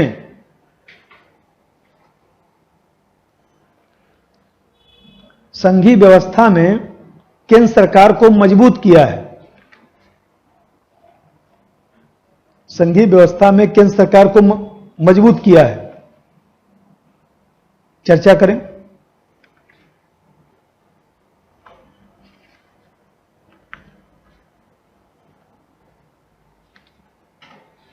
ऐसे भी प्रश्न आता है, जैसे मान लीजिए पिछले 2 वर्ष की परिस्थिति का मतलब कोविड की परिस्थिति, जो कोविड की परिस्थिति रही या विश्व की जो परिस्थिति रही, उसने किस तरह से जो है हमारे केंद्र सरकार को मजबूत किया, ऐसे प्रश्न भी आता है। एकदम सीधा प्रश्न सोचेंगे तो सीधा नहीं आता है, वो घुमा फिरा के पूछता है। लेकिन जितना भी प्रश्न अभी बताया हूं आप सब लिख सकते हैं, बस ये कि थोड़ा सा उसका बेस मजबूत करना है, उन प्रश्नों को समझना है। देखिए जैसे मैं बताया, टिप्पणी करें, चाहे वर्णन करें, चाहे समीक्षा करें, जितना भी टर्म सुनते हैं, तो देखिए इन टर्मों, ये टर्म क्वेश्चन पूछने का एक तरीका है। आपको अपना ध्यान रखना है कि पूछा क्या गया है, वो लिखना है। जैसे मान लीजिए हम लोग लिख देते हैं व्याख्या करें, लिख दिए। व्याख्या का मतलब क्या होता है? स्पष्ट करना। स्पष्ट का मतलब क्या होता है? जो प्रश्न है जिससे संबंधित है उसको समझाइए, और उसका जो महत्व है, समस्या है, जो वर्तमान जो चीज चल रहा है, चुपचाप लिखिए, हो तो गया स्पष्टीकरण। ऐसे मान लीजिए 50 टर्म, ये प्रश्न पूछने का तरीका होता है। हर प्रश्न में 5 ही चीज पूछा जाता है। जो जैसे मान लीजिए हमने पूछा कि भारत में अर्धसंघीय व्यवस्था क्यों अपनाया गया, मान लीजिए हमने प्रश्न पूछ दिया 150 शब्द में, तो आप चुपचाप 4 लाइन जल्दी से भारत में संघीय व्यवस्था को परिभाषित करके चुपचाप कारण लिखिए, क्यों अपनाया गया, संघीय व्यवस्था भारत में क्यों अपनाया गया, अर्धसंघीय व्यवस्था क्यों अपनाया गया, चुपचाप कारण लिखिए आप, क्योंकि उसी पर नंबर मिलना है। यह है आपका जो पूछा गया, चुपचाप उसको लिखने का प्रयास करिए। ये सब जैसे व्याख्या करें, मान लीजिए मैं कहा कि समीक्षा करिए, मैंने कह दिया विवेचन करिए, वर्णन करिए, मूल्यांकन करिए, ये सब लिखा रहता है। आपको जीएस में इन सब टर्मों के चक्कर में नहीं पड़ना है। व्यवहारिक बात बता रहा हूं, सबका अर्थ अभी बता देता हूं, लेकिन व्यवहारिक बात बता रहा हूं 2 लाइन, कि आप इनके अर्थ के चक्कर में ज्यादा मत पड़िए। ये नहीं कि आप बैठ के व्याख्या करें, समीक्षा करें, आलोचनात्मक समीक्षा करें, विश्लेषण करें, मूल्यांकन करें, विवेचन करें, सबका अर्थ रट रहे हैं, इसका मतलब क्या होता है। एग्जाम में आपको 150 शब्द का प्रश्न है जो 5 से 7 मिनट पे लिखना था, 2 मिनट लगा दिए समझने के लिए कि इसमें विवेचन में मैं क्या करूंगा, 2 मिनट उसमें समझने में लगा दिए, 1 मिनट लगा दिए जो है तैयारी करने में लिखने की, और उसके बाद बच गया आप कितना, मान लीजिए 7 मिनट में 3 मिनट निकल गया, बच गया 4 मिनट। प्रश्न देखे, एक बार नहीं समझ में आया कोई बात, दोबारा देखे, तुरंत शुरू लिखना। इतना प्रैक्टिस होना चाहिए कि प्रश्न शुरू लिखना, तो उसी में आता चला जाएगा कि क्या क्या लिखना है सब। इसका अर्थ किस दिन बता दूंगा सब, अभी भी बोल देता हूं। व्याख्या का मतलब स्पष्टीकरण। व्याख्या का मतलब होता है कि कोई भी प्रश्न दिया है, उसके बहुत सारे आयाम होते हैं, उन सब आयामों का उल्लेख कर दीजिए, उसका परिणाम थोड़ा बता दीजिए, उसके प्रभाव को बता दीजिए, उसको कहते हैं व्याख्या, स्पष्टीकरण। और समीक्षा का मतलब होता है कि जैसे कोई प्रश्न दिया है तो उसमें जो जो पक्ष हैं, मान लीजिए जो जो घटनाक्रम है उसका उल्लेख करना है, थोड़ा सुझाव भी देना है। समीक्षा संकल्पना पर आधारित चीजें होती हैं, लेकिन तथ्य तो लिखना ही पड़ेगा। और जब आलोचनात्मक समीक्षा कहेगा तो फिर आलोचना आपको लास्ट में लिखना पड़ेगा, और उसके बाद उसका मूल्यांकन करना पड़ेगा। और जब मैं कहूंगा कि वर्णन करिए, तो जैसे जो भी आयाम है उसके सब चीजों का वर्णन कर दीजिए, उसका क्रमबद्ध उल्लेख कर दीजिए। लेकिन हर जगह आपको थोड़ा सा महत्व समस्या बताना ही पड़ता है। और जब हम विवेचन कहते हैं, जांच पड़ताल करना, विवेचन मतलब जांच पड़ताल करना, कि उसका जांच पड़ताल करके बताइए कि जो हमने पूछा है प्रश्न वो कहां तक सही है, कहां तक गलत है। उसमें अनुभविक पक्ष की बात हम लोग ज्यादा करते हैं। और जब हम लोग कहते हैं परीक्षण करिए, तो कोई प्रश्न हमने दिया तो आप क्या करिए कि उस प्रश्न को समझाइए, उसके हर आयाम को लिखिए, और उसका वर्तमान में क्या प्रासंगिकता है, क्या समस्या हो, तो लिखना ही पड़ेगा। अब विश्लेषण का तो मतलब ही यही होता है, सकारात्मक और नकारात्मक पक्ष। मूल्यांकन का तो मतलब ही होता है सकारात्मक, नकारात्मक और सुझाव। तो सब चीज का अर्थ आप देख रहे हैं कि मिलता जुलता ही है। ये प्रश्न पूछने का तरीका होता है। आपको अपना ध्यान रखना है कि सिर्फ अभी जो बता रहा था 4 लाइन, अभी जो आपको बता रहा था, ये प्रश्न को 2 बार पढ़ना है, प्रश्न को समझना है, चुपचाप उसी अनुरूप लिखना है। शब्द सीमा का ध्यान रखना है कि 150 शब्द का प्रश्न है तो बहुत आ रहा है, आपको रटा हुआ है, तो पता चले कि देखिए कितने लोग होते हैं, 2 पेज मान लीजिए हमने दिया, इतना तो लिखेंगे ही, इतना लिखेंगे, हो गया 200 शब्द, मान लीजिए 150 शब्द हो गया, लेकिन मानेंगे नहीं, फिर लिखना शुरू करेंगे, ऐसे ऐसे लिखेंगे, एकदम नीचे तक ला के लिखेंगे। कुछ तो ऐसा लिख देंगे नीचे, उनको बस चले तो और भी नीचे लिख डाले, कुछ साइड में भी लिख रहे हैं, यहां पर भी क्या दर्शा रहे हैं कि हमको उसका बहुत अच्छा उत्तर आता है। 150 शब्द पूछा हूं, 150 शब्द में लिखिए ना। अब क्यों जबरदस्ती का ऊपर नीचे लिखकर उसको जो है परेशान कर रहे हैं एग्जामिनर को? ये सब मत दिखाइए। और फिर जो बताया हूं अभी सब, ये सब कि प्रश्न को 2 बार पढ़िए, समझिए, शब्द सीमा में लिखिए, विषय वस्तु जो है, जो कंटेंट है प्रश्न का, जो उत्तर है वो लिखने का प्रयास करिए।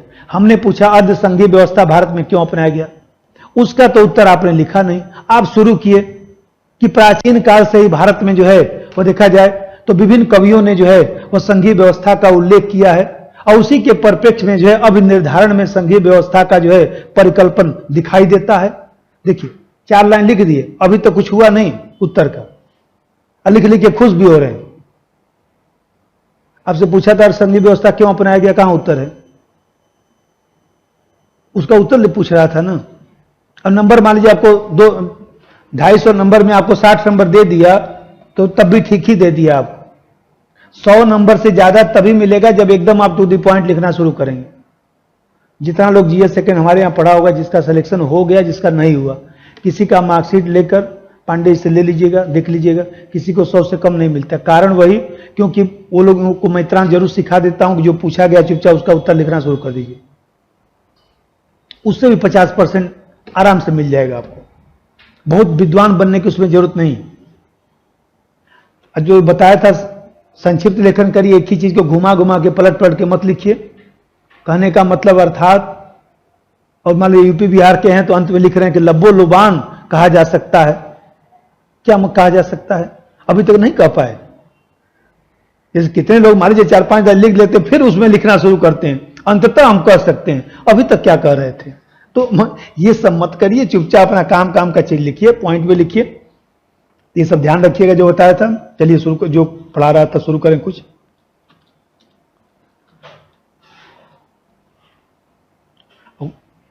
जो आप लोगों को दिक्कत होगा पूछते रहिएगा, कोई दिक्कत नहीं है, क्योंकि मैं भी आप लोगों को सिखाने का ही प्रयास करता हूं। अब ये सब प्रश्न ऐसे आता है। अब सबसे पहले जो है वो हम लोग ये समझेंगे कि ये जो संविधान है, ये जो संविधान, तब जानते हैं संविधान को जो है, जो भौगोलिक आधार है, उस भौगोलिक आधार को संविधान, जो भौगोलिक आधार पर संविधान को 2 भागों में बांटा जाता है। भौगोलिक आधार पर 2 वर्गों में बांटा जाता है। एक होता है संघीय, एक होता है एकात्मक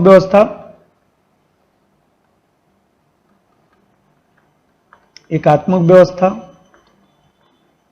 यूनिटरी सिस्टम, एक होता है संघात्मक व्यवस्था,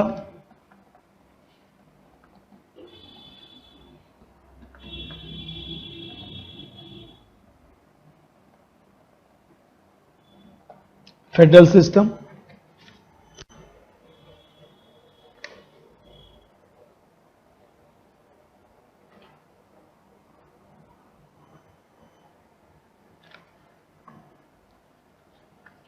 तो देखिए, एकात्मक व्यवस्था ब्रिटेन में पाया जाता है और वही उसका सबसे अच्छा उदाहरण है। संघात्मक व्यवस्था अमेरिका में पाया जाता है, वही उसका सबसे अच्छा उदाहरण है, आदर्श उदाहरण है।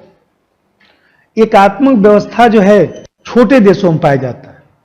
जैसे मान लीजिए ब्रिटेन छोटा देश है, जैसे श्रीलंका छोटा देश है, तो छोटे देशों में पाया जाता है। तो ये जो है छोटे देशों में पाया जाता है। और संघीय व्यवस्था सामान्यतः बड़े देशों में पाया जाता है, जहां विविधतावादी संस्कृति है, जहां बड़ा देश है। जैसे मान लीजिए हमें कहते हैं कनाडा है, जैसे अमेरिका है, ऑस्ट्रेलिया है।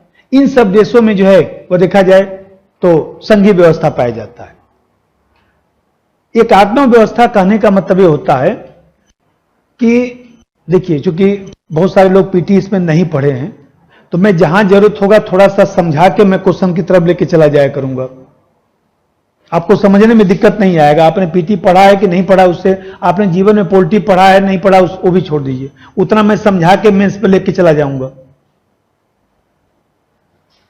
तो एकात्मक व्यवस्था का मतलब क्या हुआ ये जो केंद्रीय सरकार है, ये जो केंद्रीय सरकार है, इस केंद्रीय सरकार के पास ही सब शक्ति होती है। मतलब संपूर्ण शक्ति केंद्रीय सरकार के पास ही होती है। जो लंदन की सरकार है, सब शक्ति उसी में निहित होती है। कोई स्थानीय सरकार होगा, कोई प्रांत होगा, लेकिन उसको शक्ति नहीं दिया जाएगा। उसकी शक्ति कहां से मिलेगी? केंद्र सरकार से उसको शक्ति प्राप्त होगी। केंद्र सरकार की इच्छा पर उसको शक्ति प्राप्त होगी। जैसे हम लोग क्या यूपी बिहार को शक्ति है, वैसे एकात्मक व्यवस्था में उनको शक्ति नहीं है। उनको शक्ति केंद्र सरकार जो देगा वही उनको प्राप्त होगा। तो यहां पर एकात्मक व्यवस्था में सब एकात्मक पहलू पाया जाता है। एकात्मक व्यवस्था में जो है वो देखा जाए तो एकहरी व्यवस्था पाई जाती है। एकहरी व्यवस्था, एकहरी व्यवस्था का मतलब यह है कि जैसे जितना भी सोच सकते हैं सब एकहरा। जैसे एकहरी विधायिका, एकहरी विधायिका का मतलब केंद्र स्तर पर जो विधायिका है वही पूरे देश के लिए कानून बनाएगी। जैसे मान लीजिए एकहरी नागरिकता, एकल नागरिकता पाया जाएगा।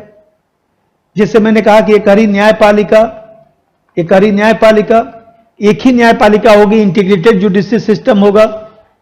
एकहरा चुनाव व्यवस्था, एक ही चुनाव व्यवस्था होगा, उसी से जो है वो केंद्र का भी चुनाव होगा, उसी से स्थानीय चुनाव भी होगा। भारत में स्थानीय चुनाव कौन कराता है? राज्य चुनाव आयोग। और मान लीजिए एकात्मक व्यवस्था होगा, वहां पर जो है केंद्रीय जो चुनाव आयोग है वही पंचायत का भी चुनाव कराएगा। लेकिन हम लोग क्या पंचायत का चुनाव के लिए अलग चुनाव आयोग है। जैसे मान लीजिए मैं कहा एकहरी कार्यपालिका, एकहरा जो है लेखा परीक्षण, एकहरा लेखा परीक्षण। तो आप देख रहे हैं कि सब एकहरा पाया जाएगा, उसको हम कहेंगे एकात्मक व्यवस्था। जितना सोच सकते हैं सब एकहरा पाया जाएगा, एक ही सिस्टम पाया जाएगा। क्यों? क्योंकि सब केंद्र सरकार में ही सब शक्ति निहित होगा। अब जैसे समझिए, ये जो संघीय व्यवस्था है एकात्मक, क्लियर, इतना ही जानना है उसको। बाकी देखिए मैं बताया कि मैं पीटी अलग पढ़ाता हूं, मेंस अलग पढ़ाता हूं। मेंस को पीटी में देखिए है तो दोनों अंतर संबंधित ही, लेकिन पीटी में क्या है कि छोटी छोटी बात पर बल देना है। यहां पर मैं विश्लेषण पर बल देने वाला हूं। मैं ज्यादा 5 मिनट में इसको भी पढ़ा के तुरंत वही पर लाऊंगा, क्वेश्चन पर उसका महत्व कराऊंगा, समस्या कराऊंगा, तुरंत प्रश्न कराऊंगा। अब पीटी में अभी तक मैं मान लीजिए इसमें 20 तथ्य भी बताता कि यहां पाया जाता है तो चाइना में एकात्मक व्यवस्था पाया जाता है क्योंकि वहां साम्यवादी व्यवस्था है, भले ही बड़ा देश है, लेकिन यहां पर उसकी कोई जरूरत नहीं। अब संघीय व्यवस्था है तो बताइए, संघीय व्यवस्था में बताया कि इसका आदर्श उदाहरण अमेरिका है। संघीय व्यवस्था का मतलब, संघीय व्यवस्था का मतलब हुआ कि ये जो देश है उसमें एक तो केंद्रीय सरकार है, एक केंद्रीय सरकार है, और ये बाकी जो है यूनिट होती है, यूनिट, उसको बाकी यूनिट होता है, इकाई जिसको कहा जाता है। उसी को भारत में राज्य कह दिया जाता है। जैसे हरियाणा है, पंजाब है, यूपी है, झारखंड है, तो उसको हम लोग यूनिट कहते हैं। अब यहां पर क्या होता है, जहां पर संघीय व्यवस्था होता है, उस संघीय व्यवस्था में केंद्र और राज्य के मध्य जो है शक्तियों का विभाजन पाया जाता है। इसको डिवीजन ऑफ पावर कहा जाता है। जैसे मैं कहा कि ये एकात्मक व्यवस्था में कंसंट्रेशन ऑफ पावर पाया जाता है, कंसंट्रेशन ऑफ पावर पाया जाएगा, शक्तियों का संकेंद्रण, शक्तियों का संकेंद्रण पाया जाएगा। और यहां पर क्या पाया जाएगा? Division of power, division of power, शक्तियों का विभाजन, शक्तियों का विभाजन पाया जाएगा। और शक्तियों के विभाजन का मतलब कि केंद्र, और इसको व्यवहार में राज्य ही लिख दीजिए जिससे आपको समझ में बात आए। राज्य का मतलब देश होता है, लेकिन व्यवहार में हम लोग राज्य का मतलब इकाई समझेंगे। तो यहां पर केंद्रीय सरकार और जो यूनिट है जिसको हम लोग राज्य कह देते हैं, केंद्र और राज्य के मध्य जो है शक्तियों का विभाजन होगा। इसका मतलब कि जो शासन शक्ति है वो केंद्रीय सरकार और जो प्रांतीय सरकार है, जो राज्य की सरकार है या मान लीजिए यूनिट की सरकार है, उसके मध्य बटी रहती है। संविधान में जैसे हम लोग क्या, अब देखिए 7वीं अनुसूची है, केंद्र सूची, राज्य सूची, समवर्ती सूची, ये सब क्या है? शक्तियों का बंटवारा है। तो केंद्र और राज्य के मध्य शक्तियों का विभाजन यहां पर दिखाई देता है। अब जैसे यहां पर समझिए कि अब ये शक्तियों का विभाजन है, तो इसमें जो है मान लीजिए केंद्र और राज्य के मध्य शक्ति का विभाजन होगा, तो स्वाभाविक सी बात है कि जहां पर बंटवारा होता है वहीं संघर्ष होता है। तो संघर्ष का निदान करने के लिए कोई संस्था चाहिए, तो जहां संघीय व्यवस्था होगी वहां पर सर्वोच्च न्यायालय अवश्य होगा, वहां सर्वोच्च न्यायालय अवश्य होगा, क्योंकि यही तो समाधान करेगा। नहीं पूछा था पीटी में इस बार कि संघीय व्यवस्था का अनिवार्य लक्षण क्या, तो जहां बंटवारा होगा वहां संघर्ष होगा, संघर्ष होगा तो न्यायालय चाहिए। पीटी पढ़ाते समय लिखवाया भी था, जो लोग पढ़े होंगे। अभी बताइए, सर्वोच्च न्यायालय होगा और दूसरी तरफ बंटवारा लिखित रूप में होगा ना, भाई भाई का बंटवारा हुआ, अब मौखिक हो गया कि ये मकान आप ले लीजिए, वो ले लीजिए। अब पता लगे कि भाई लोग मर गए, उसके बच्चे कह रहे हैं कि नहीं नहीं ऐसा थोड़ा ना हुआ था, ये वाला मकान हमारा है, लिखित होता है।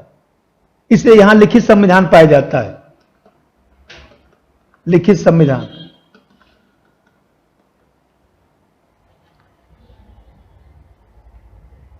देखिए देखिए, लिखित और अलिखित संविधान समझिएगा।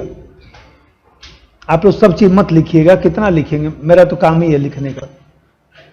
ये देखिए, मैं कहूंगा लिखित, तो लिखित संविधान जैसे भारत में पाया जाता है, अमेरिका में पाया जाता है। मैं कहूं अलिखित संविधान, अलिखित जैसे ब्रिटेन में पाया जाता है, इजराइल में पाया जाता है। तो लिखित का मतलब यह नहीं कि सब कुछ लिख दिया गया। लिखित का मतलब अधिकांश बातें लिखित हैं। लिखित का मतलब अधिकांश बातें लिखित हैं, कुछ बातें परंपरा पर आधारित हैं। और अलिखित का मतलब अधिकांश बातें अलिखित हैं, अधिकांश बातें परंपरा पर आधारित हैं और कुछ बातें लिखित हैं। ब्रिटेन का संविधान अलिखित है, इसका मतलब वहां पर कुछ भी नहीं लिखा है। सही बात है, गलत बात है ना? वहां पर भी लिखा है लेकिन कम बात लिखा है। अरे जिसकी मात्रा ज्यादा उसको उस नाम से जानेंगे। लिखित की मात्रा ज्यादा है तो लिखित संविधान, अलिखित की मात्रा ज्यादा तो अलिखित संविधान।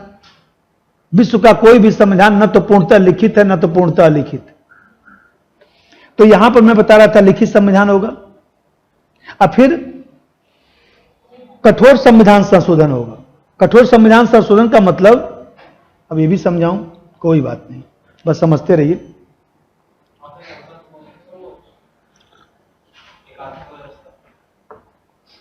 नहीं, एकात्मक व्यवस्था का गुण संसद की सर्वोच्चता नहीं है। वहां पर जो एकहरी विधायिका है, जो केंद्र की विधायिका है, वही सब कानून बनाएगी। केंद्र की कार्यपालिका वही सब लागू करेगी।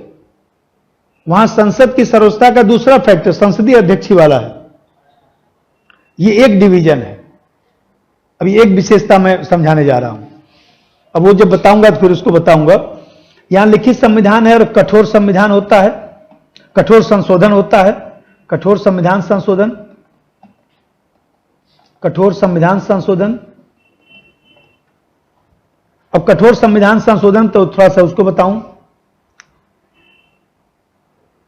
देखिए, ऐसे समझिए कि जैसे एक तो रिजिड कॉन्स्टिट्यूशन होता है, रिजिड कॉन्स्टिट्यूशन, एक होता है फ्लेक्सिबल कॉन्स्टिट्यूशन, कठोर, और ये हो गया लचीला। कठोर का मतलब कठोर संविधान का मतलब होता है जहां कठोर संशोधन हो, और लचीला संविधान का जहां लचीला संशोधन हो। इसका मतलब क्या निकलता है भाई? किसी भी देश में दो ही काम होता है। किसी भी देश में बताइए कि एक काम होता है कानून बनाना और एक काम होता है संशोधन करना। संशोधन करना, कानून बनाना, भाई कानून बनाना तो साधारण बहुमत से कानून बन जाता है। एक होता है संशोधन करना। अब मैं कानून बनाने की एक कोई प्रक्रिया होगी तो उसको हमने मान लिया ए प्रक्रिया है, और संशोधन करने की प्रक्रिया कुछ होगी तो उस प्रक्रिया को हमने कह दिया बी प्रक्रिया है। और कानून बनाने की प्रक्रिया क्या है? तो साधारण बहुमत। साधारण बहुमत कि भाई आधे ज्यादा उपस्थित हो जाएं और उसमें से आधे ज्यादा पक्ष मतदान कर दें। तो जहां पर ए इज इक्वल टू बी हो जाएगा उसको बोलेंगे फ्लेक्सिबल कॉन्स्टिट्यूशन। लचीला संशोधन, सरल संशोधन। A इक्वल टू बी का मतलब जिस प्रक्रिया से आपने कानून बनाया उसी प्रक्रिया से संशोधन भी हो गया। साधारण बहुमत से कानून बनाया तो साधारण बहुमत से ही संशोधन हो गया, वो हो गया लचीला संविधान। और कठोर संविधान का मतलब ए नॉट इक्वल टू बी, कि आपने जिस प्रक्रिया से कानून बनाया उस प्रक्रिया से संशोधन नहीं होगा, कुछ जटिल प्रक्रिया से होगा, कुछ अलग प्रक्रिया से होगा, उसको बोलेंगे कठोर संविधान या कठोर संविधान संशोधन प्रक्रिया। यहां तक क्लियर? अब 10 साल बाद भी कोई आपसे पूछे कि कठोर संशोधन क्या होता है, तो 2 लाइन तो ध्यान रखना चाहिए ना। इसी को बोला था संकल्पना का विकास, कि पढ़ लिए और मान लिया हमने 10 दिन बाद पूछा कठोर संविधान क्या होता है या कठोर संविधान संशोधन क्या होता है, तो जो समझे हैं उसी को आराम से बताइए। किसी देश में एक कानून बनता है, कानून बनाने की प्रक्रिया होता है, एक संशोधन होता है, तो दोनों प्रक्रिया समान होता है। साधारण बहुमत से ही कानून बनता है और साधारण बहुमत से संशोधन होता है, तो उसको हम लचीला संविधान कहते हैं, जैसे ब्रिटेन का।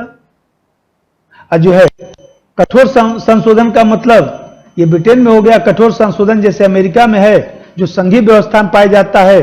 तो जिस प्रक्रिया से कानून बनता है उससे कठोर प्रक्रिया से, उससे कुछ ज्यादा उच्च प्रक्रिया से संशोधन किया जाता है, उसको हम बोलते हैं रिजिड कॉन्स्टिट्यूशन।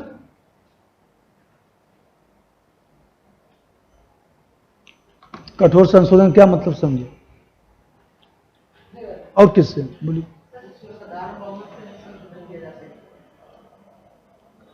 तब कैसे किया जाएगा? हाँ, मतलब साधारण बहुमत से न होकर कुछ अलग, कुछ विशेष। ठीक है, बस इसी चीज को कह रहा हूं कि इतना तो कम से कम ज्ञान हो जाए। मैं आपको 2 घंटा आपका समय लिया जीवन का, और आपसे मैं 5 दिन बाद पूछा कि लिखित संविधान क्या होता है। लिखित संविधान क्या होता है? बोलिए।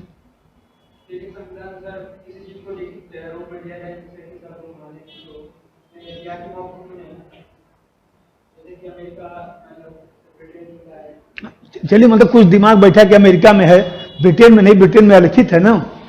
तो मान लीजिए लिखित का मतलब जिसमें अधिकांश बातें लिखित हों, कुछ बातें परंपरा पर आधारित हों। अलिखित का मतलब जिसकी अधिकांश बातें अलिखित हों। अलिखित का मतलब जिसकी अधिकांश बातें अलिखित हों और कुछ विशेष बातों को लिख दिया गया हो। जिसकी मात्रा ज्यादा उसी को उस नाम से जानेंगे।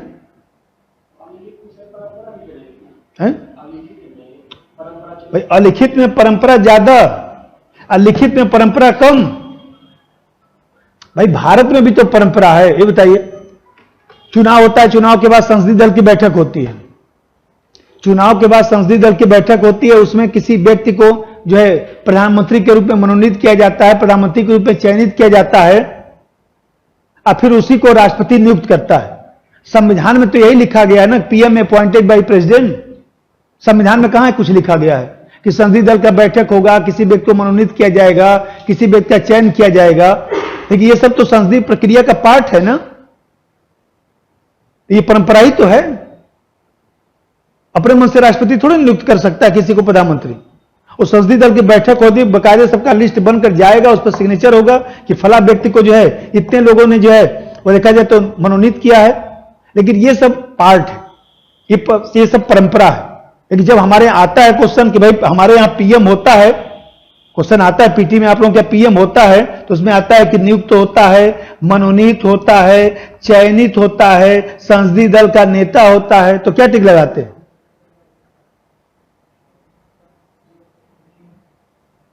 सब सही है, कुछ भी गलत नहीं है, एक ही लगाना है। नियुक्त होता है, अभी बोला हूं पीएम अपॉइंटेड बाय प्रेसिडेंट संविधान में लिखा है, अब बाकी परंपरा है। तो जो संविधान में लिखा है वही तो टिक लगाएंगे, अपना क्यों दिमाग लगा दिए? जब लिखा है कि पीएम अपॉइंटेड बाय प्रेसिडेंट तो नियुक्त लगाइए, बाकी सब सही है। सबसे ज्यादा क्या सही है? तो देख रहे हैं कि मान लीजिए ये सब परंपरा ही तो भारत में है। तो मैं बता रहा था कि ये जो है शक्तियों का विभाजन पाया गया और ये सब विशेषताएं पाई गई। अब जैसा समझिएगा, अब यहां पर थोड़ा सा मैं अब समझाऊं अपना। एकात्मक व्यवस्था छोटे देश में होता है, छोटे देश में। यह संघीय व्यवस्था बड़े देश में होता है। संघीय व्यवस्था बहुसंस्कृतिवाद में पाया जाता है। ये एक सार जो व्यवस्था होती है, कोई छोटा देश है, मान लीजिए ब्रिटेन में सब लोग अंग्रेजी बोलते हैं, एक ही कल्चर है, तो ये एक सार व्यवस्था है। एक सार व्यवस्था, एक प्रकार की संस्कृति। एक सार व्यवस्था का मतलब एक प्रकार की संस्कृति। अब जब भारत का संविधान बन रहा था तो विचारकों ने कहा कि भाई ये बताइए, छोटा देश हमारा है नहीं, बड़ा देश है। अब बड़ा देश है तो ये बताइए कि हम लोग जो है संघीय व्यवस्था ही अपनाएंगे। अब संघीय व्यवस्था अपनाएंगे तो अब जब सोचा गया तो लोगों ने कहा कि भाई ऐसा है कि अब जैसे एक चीज बताइए, एकात्मक व्यवस्था में एक सार व्यवस्था है, एक संस्कृति है, तो इसमें एकात्मक व्यवस्था में एक प्रकार से कह सकते हैं कि एकात्मक व्यवस्था में एकता अखंडता मजबूत होगी। एकता अखंडता मजबूत होगी, ठीक। और यह संघात्मक व्यवस्था में शक्तियों का विभाजन होगा। अरे चार भाई हैं, चार भाई का गांव में बंटवारा हो गया, उसका देखिए गांव के लोग आते हैं पूछते हैं बंटवारा हुआ है क्या? नहीं कोई बात नहीं, वो एक थोड़ा सा समस्या था, सब लोग अब अलग खाना वाना बना रहे हैं, सबका जमीन उमीन बट गया, लेकिन हम लोगों में एकता है। तो गांव का व्यक्ति क्या कहता, हम समझ गए, हमको समझाइए मत। मतलब अब परिवार में एकता अखंडता उतना मजबूत नहीं है, हमको बताइए मत भाई साहब, मैं चल रहा हूं। तो यहां संघात्मक व्यवस्था में बंटवारा होगा तो एकता अखंडता मजबूत होगा कमजोर। एकता अखंडता कमजोर। अब जब संविधान बन रहा था तो संविधान निर्माताओं ने कहा कि संघीय व्यवस्था यदि अमेरिका की तरह अपना लेंगे तो एकता अखंडता प्रभावित हो जाएगा। भारत बहुसंस्कृतिवाद का देश है, 50 भाषाएं बोली जाती हैं, ये तो गड़बड़ हो जाएगा।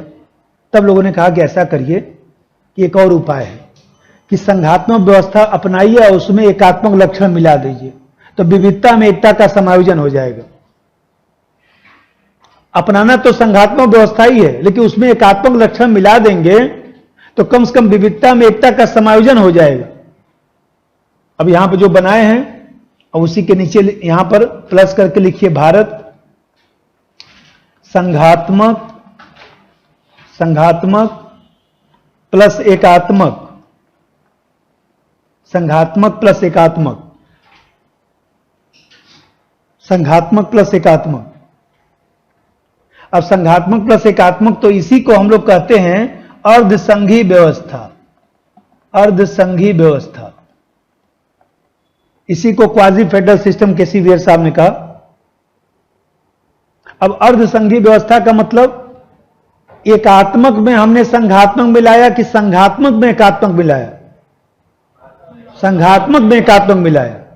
मैं इसको अर्ध एकात्मक लिख सकता हूं,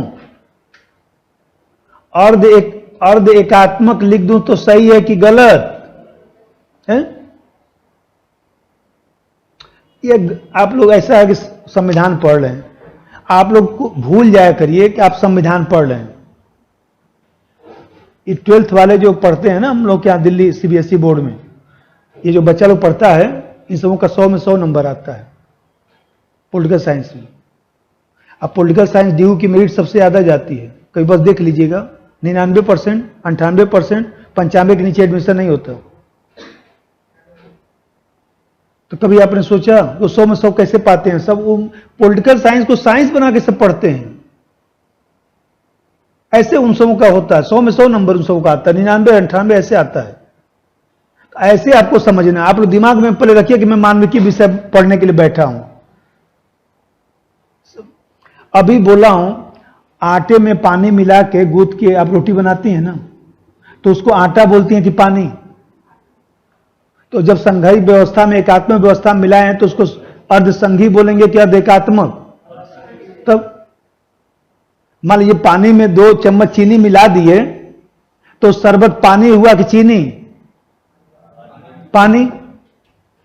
कैसे समझिए कि उसको हम लोग मान लीजिए शरबत में 2 चम्मच चीनी मिलाएंगे तो पानी तो कहा जाएगा।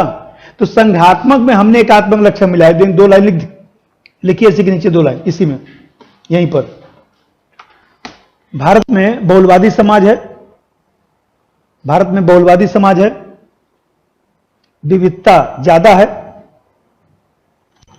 विविधता ज्यादा है,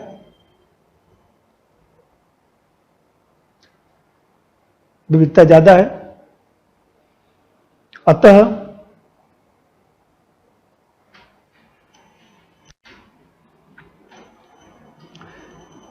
संघीय व्यवस्था, अतः संघीय व्यवस्था में एकात्मक व्यवस्था का लक्षण मिलाकर, संघीय व्यवस्था में एकात्मक व्यवस्था का लक्षण मिलाकर अर्धसंघीय व्यवस्था बनाया गया, अर्धसंघीय व्यवस्था बनाया गया, जिससे विविधता में एकता का समायोजन होता रहे, जिससे विविधता में एकता का समायोजन हो सके।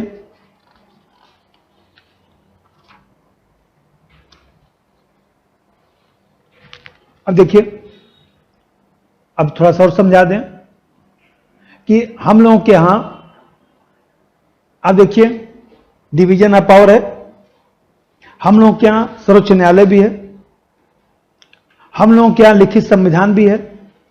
तो हम लोगों के यहां जो संघीय व्यवस्था का जो मूल लक्षण है, आधार है, वो संघीय व्यवस्था है।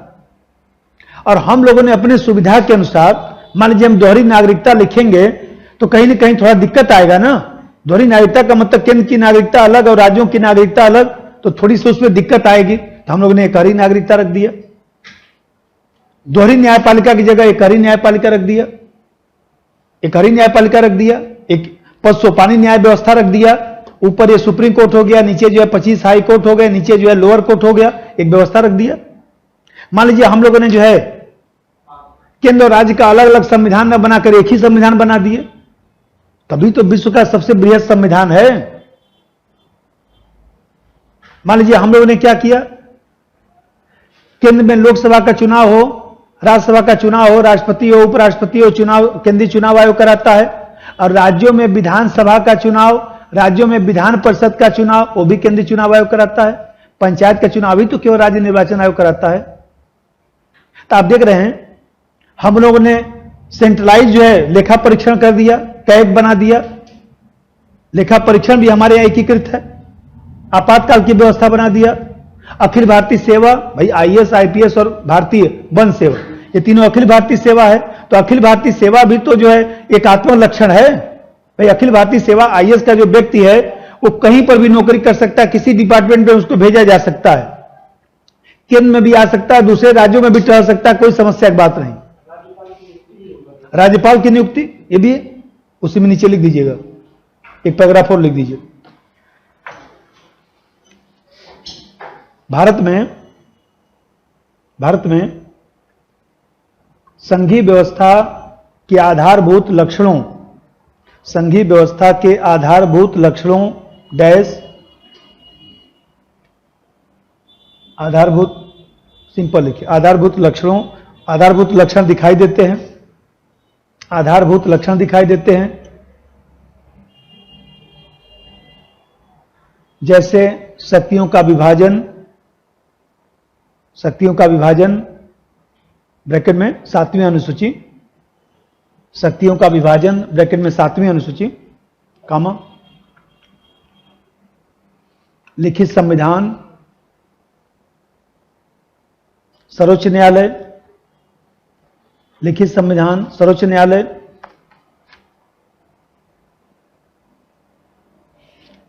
आदि पाया जाता है, आदि पाया जाता है।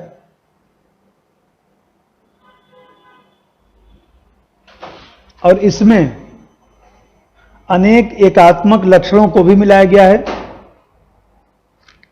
अनेक एकात्मक लक्षणों को भी मिलाया गया है,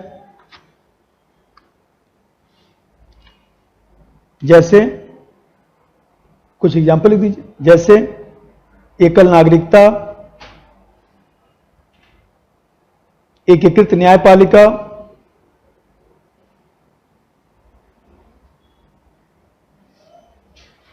केंद्र राज्य का एक ही संविधान, केंद्र राज्य का एक ही संविधान,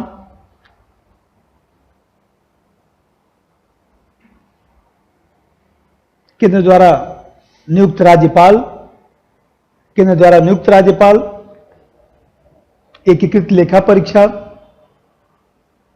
एकीकृत लेखा परीक्षा,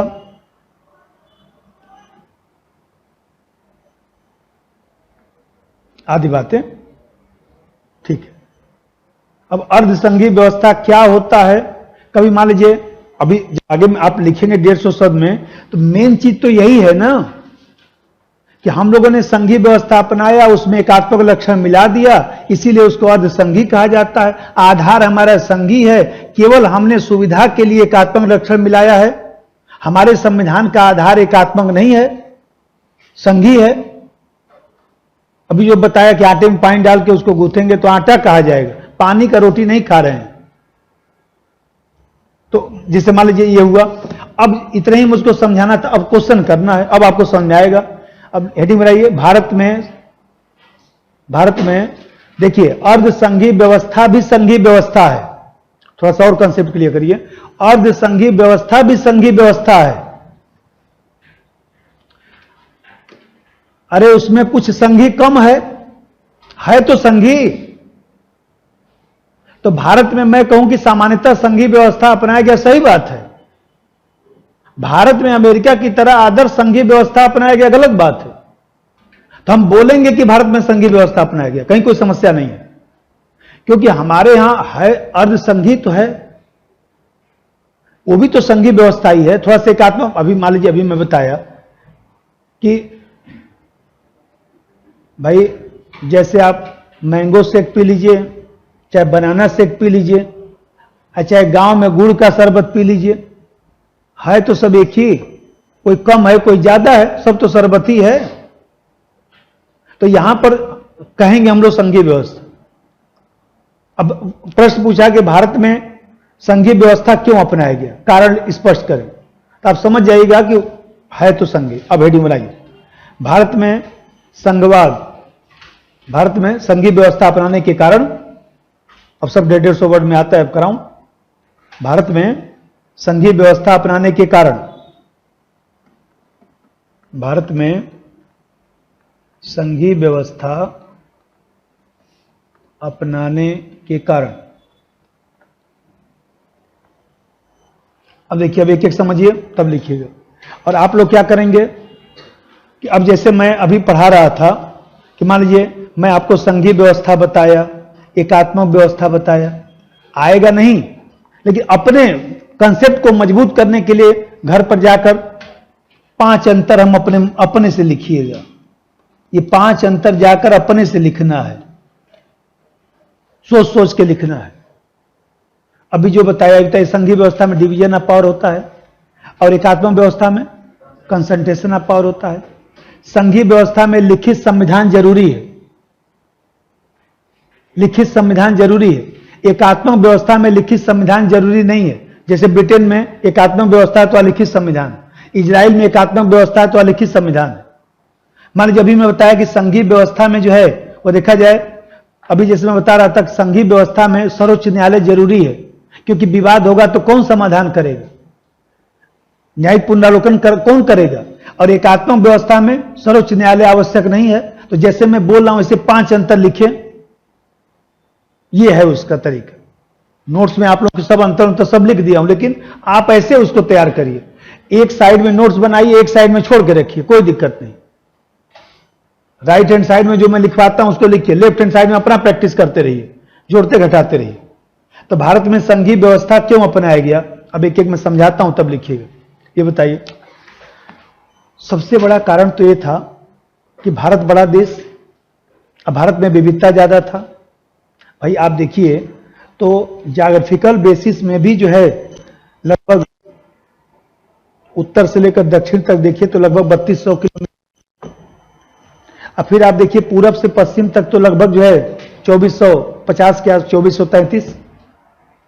अब इतना बड़ा देश है, और ये बताइए इतनी बड़ी जनसंख्या, तो बड़े देश में व्यवस्था जो है एक जगह से चलाएंगे तो कहीं न कहीं तानाशाही हो जाएगी ना। अनेक भाषाएं हैं, रीति रिवाज, परंपरा, रहन सहन, सब विविधता है। तो इन सब चीजों को ध्यान में रखते हुए सोचा गया कि यदि हम लोग मान लीजिए संघीय व्यवस्था अपना लेंगे तो स्वायत्तता भी बना रहेगा और साथ में व्यवस्था भी चलता रहेगा। छोटा मोटा कानून अपना राज्य बना देंगे और जो बड़े बड़े मुद्दे हैं उस पर केंद्र सरकार कानून बना देगा, क्योंकि सब केंद्र सरकार को दे देंगे तो केंद्र सरकार को नॉर्थ ईस्ट का पता ही नहीं कि वहां पर कौन सा जो है चीज जरूरी है। तो यहां से न तो समय से कानून बन पाएगा, न तो उनकी स्वायत्तता बनी रह पाएगी, तो हमारी विविधता भी प्रभावित हो जाएगी और तानाशाही अलग से होगा। तो इसको बचने के लिए हम लोगों ने जो है संघीय व्यवस्था अपना लिया। नंबर 1, भारत की भौगोलिक स्थिति व्यापक है। भारत की भौगोलिक स्थिति व्यापक है और विविधता भी है, जनसंख्या भी ज्यादा है,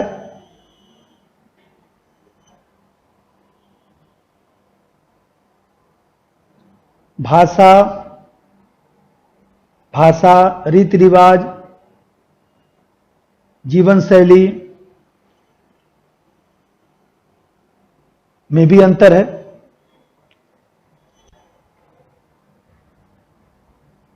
जीवन शैली में भी अंतर है। अतः विविधता को बनाए रखने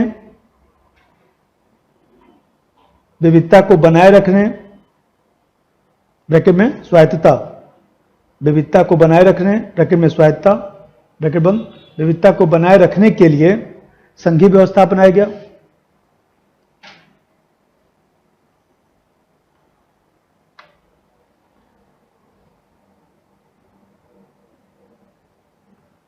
मान लीजिए प्रश्न इसी को घुमा के पूछेगा कि आजादी के बाद भारत की ऐसी परिस्थिति थी कि उस परिस्थिति में संघीय व्यवस्था अपनाना एकमात्र विकल्प था। टिप्पणी करें, चर्चा करें, क्या यही तो लिखना था और क्या लिखना था। मान लीजिए हमने 5 पॉइंट बताया, तुरंत लिखे, काम खत्म हो गया। तो जैसे अब वो ये चीज, अब ये तो पता हो कि हम लोग क्यों अपनाए। अब मान लीजिए मैं आते ही पढ़ाना शुरू करता संघीय व्यवस्था क्यों अपनाने, कारण नहीं समझ में आता। मैं 4 लाइन कंसेप्ट आपको तुरंत बताया, बस उसके बाद मैं अपना काम शुरू कर लिया विशेषता का। दूसरा बात देखिए, जब हम लोग आजाद हो गए तो आजादी के बाद जो है 563 देसी रियासतें थी।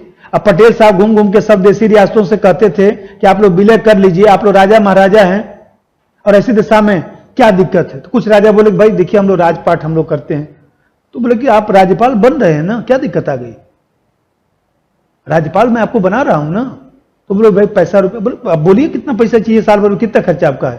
कोई कहा 10 लाख हमारा खर्चा है, 20 लाख लीजिए, अब बताइए। अरे अब राजा महाराजा की तरह रहिए और जो है अपना कायदे से हवेली में रहिए, अपना पैसा लीजिए। आप कहां ये सब चक्कर में पड़ गए, आपको राज्यपाल बना रहे हैं ना। तो राज्यपाल बना रहे हैं तो इसका मतलब कि संघीय व्यवस्था बनाने का आश्वासन देके आए थे ना पटेल साहब। संघीय व्यवस्था नहीं अपनाते तो विलय करते, इसलिए भी अपनाना पड़ा। नंबर 2, आजादी के बाद भारत में 563 देसी रियासतें थी। 563 देसी रियासतें थी। 563 देसी रियासतें थी। विलय के समय अनेक रियासतों को आश्वासन दिया गया कि उन्हें स्वायत्तता दिया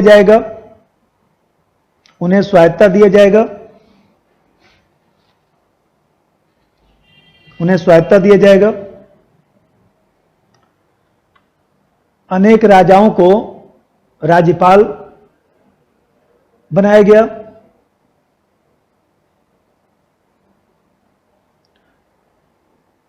जो संघीय व्यवस्था अपनाने से ही संभव था।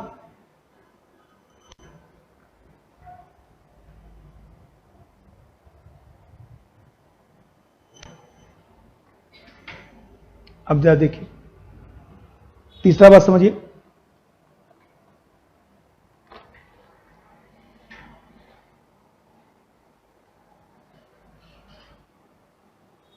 जब स्वतंत्रता आंदोलन चल रहा था तो स्वतंत्रता आंदोलन जब चल रहा था तो मोतीलाल नेहरू समिति बना था, याद आया 1928। तो मोतीलाल नेहरू समिति में संघीय व्यवस्था का समर्थन किया गया था। और जब 1937 में चुनाव हुआ था तो राज्यों में जो सरकार बनी थी वो भी तो संघीय व्यवस्था के तहत बनी थी। 1935 में संघीय व्यवस्था नहीं लागू हो पाया क्योंकि शर्त नहीं पूरा हो पाया, लेकिन व्यवहार में हम लोगों के यहां केंद्र में सरकार चल रही थी और राज्य में सरकार चल रही थी। और फिर आप देख रहे हैं कि जब हम लोग आजाद हो गए 1947 में, तो हम लोग का संविधान बनकर तैयार हुआ मान लीजिए 26 नवंबर 1949 और लागू हो रहा है 26 जनवरी 1950। तो ये जो लागू हो रहा है तो 26 जनवरी 1950 से पहले हम लोग किस तरह से शासन चला रहे थे, किस तरह से शासन चला रहे थे? 1935 के अधिनियम के आधार पर, अब इतना नहीं जानेंगे तो फिर कैसे मैं पढ़ाऊंगा। 1935 के अधिनियम के आधार पर चला रहे थे, ये बताइए। 1935 के अधिनियम पर हमारे यहां चुनाव हुआ, सरकार बनी और उसी के आधार पर जो है 1950 तक व्यवस्था चला। तो जनता लंबे समय से इस व्यवस्था की अभ्यस्त थी। और जब हम लोग आजाद हुए तो उसी में पाकिस्तान बना, उसी में भागा दौड़ी मच रहा था। तो संविधान निर्माताओं ने सोचा कि चुपचाप जो व्यवस्था चल रही है वही अपनाइए। मान लीजिए हमको जल्दीबाजी में जयपुर जाना है, तो जो मैं रोड देखा हूं उससे मैं जल्दी से जाऊंगा कि जो है दूसरा रोड पकड़ लूंगा। समझदार व्यक्ति तो जो रोड देखा हुआ है बस वही चुपचाप पकड़ता है, क्योंकि उसको पता है कि नहीं ये रोड मैं देखा हूं, इससे मैं पहुंच जाऊंगा। तो संविधान निर्माताओं ने कहा कि ज्यादा प्रयोग मत करिए, चुपचाप संघीय व्यवस्था अपनाइए, क्योंकि जनता भी अभ्यस्त है, सब सेट है, सबको पता है, हम लोग लेके आगे बढ़ जाएंगे। नंबर 3, स्वतंत्रता आंदोलन के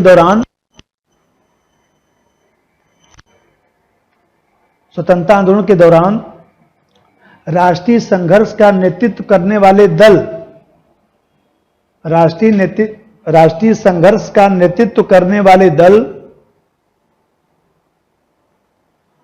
अनेक अवसरों पर संघीय व्यवस्था का समर्थन किए, अनेक अवसरों पर संघीय व्यवस्था का समर्थन किए, जैसे मोतीलाल नेहरू समिति,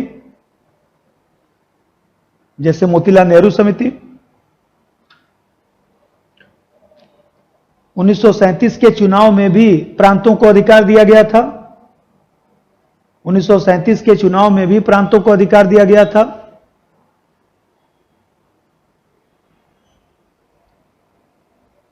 इस तरह जनता लंबे समय से अभ्यस्त थी, इस तरह जनता लंबे समय से अभ्यस्त थी।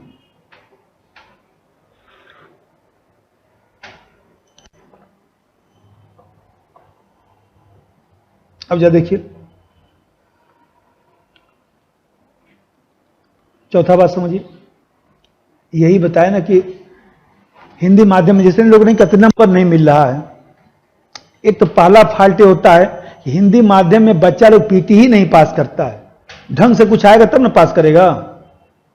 आप ये देख रहे हैं कि पिछली बार 10,000 रिजल्ट आया था, कितने हिंदी माध्यम पास थे पीटी? 500। अब जरा बताइए 10,000 में 500 तो हिंदी माध्यम पीटी पास हुए। न तो ढंग से पॉलिटी, न तो ज्योग्राफी, न तो इकोनॉमिक्स, कुछ तो ढंग से नहीं आता। 100 क्वेश्चन में 50 क्वेश्चन तो हो नहीं रहा है। कौन सी पढ़ाई चल रही है? देखिए थोड़ा बुरा लगता है लेकिन बात सही कह रहा हूं। आप पूरा मेंस का कोर्स खत्म कर लिए, पूरा सिलेबस आपका खत्म हो गया, अब 500 पेज लिख नहीं पाए, कौन सा मेंस का कोर्स खत्म हुआ है? कौन सा मेंस पढ़े? 500 पेज आप प्रैक्टिस नहीं किए, क्या लिखेंगे? अभी मैं पॉलिटी आपको समझा रहा हूं, अब मान लीजिए मैं अभी समझाऊंगा 5 दिन और सैटरडे को पेपर बनाऊंगा, आप लिखेंगे, ऐसे मैं टेस्ट लूंगा, उसके बाद पॉलिटी में कोई क्वेश्चन दे तुरंत लिखना आप शुरू कर देंगे। कितना घुमाएगा, क्या घुमा लेगा? तो मैं बार बार कहता, देखिए पहला चीज ध्यान रखिए कि आपको हमेशा एक चीज ध्यान रखना है कि ज्योग्राफी पढ़ना है, इकोनॉमिक्स पढ़ना है, उसमें कथा कहानी नहीं पढ़ना है। आप अपने दिमाग से निकालिए कि मैं कथा कहानी नहीं पढ़ने आया हूं, मैं पॉलिटी पढ़ने आया हूं, राज व्यवस्था।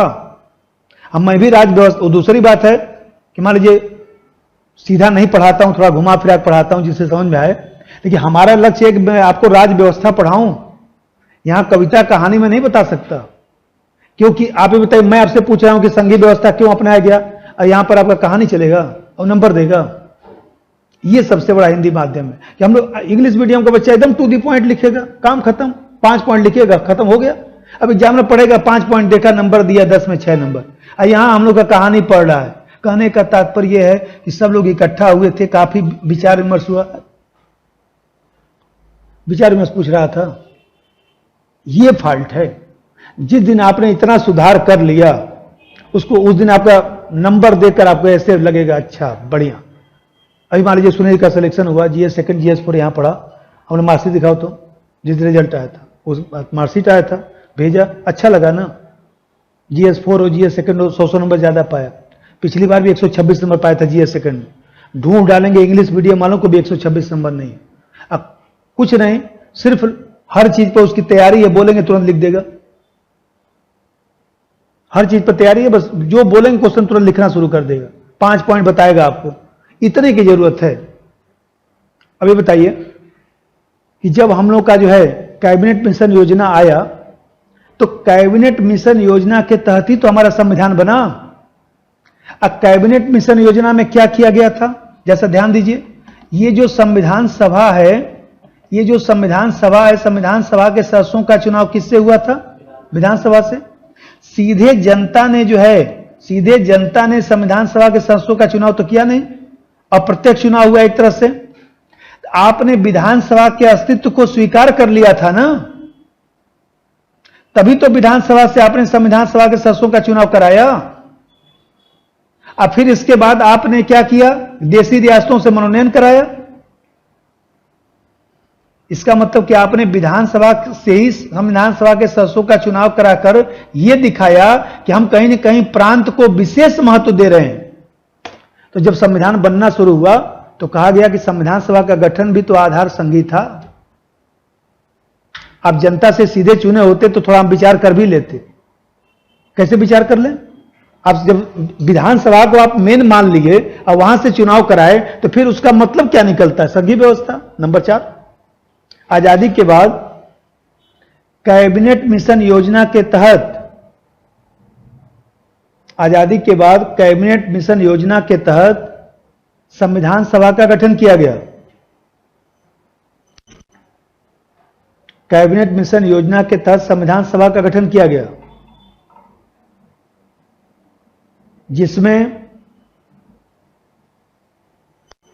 विधानसभा के माध्यम से सदस्यों का निर्वाचन हुआ। विधानसभा के माध्यम से सदस्यों का निर्वाचन हुआ।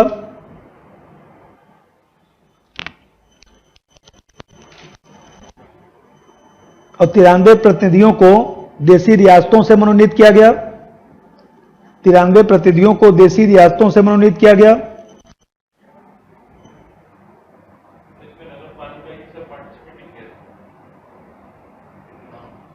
विधानसभा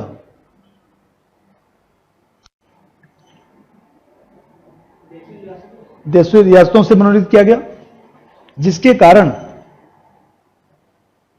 संघीय व्यवस्था बनाना परिस्थितिजन्य था।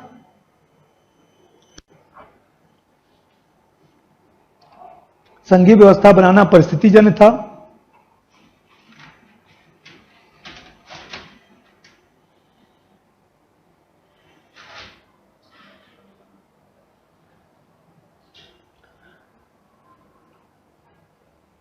अब जरा देखिए, ये बताइए,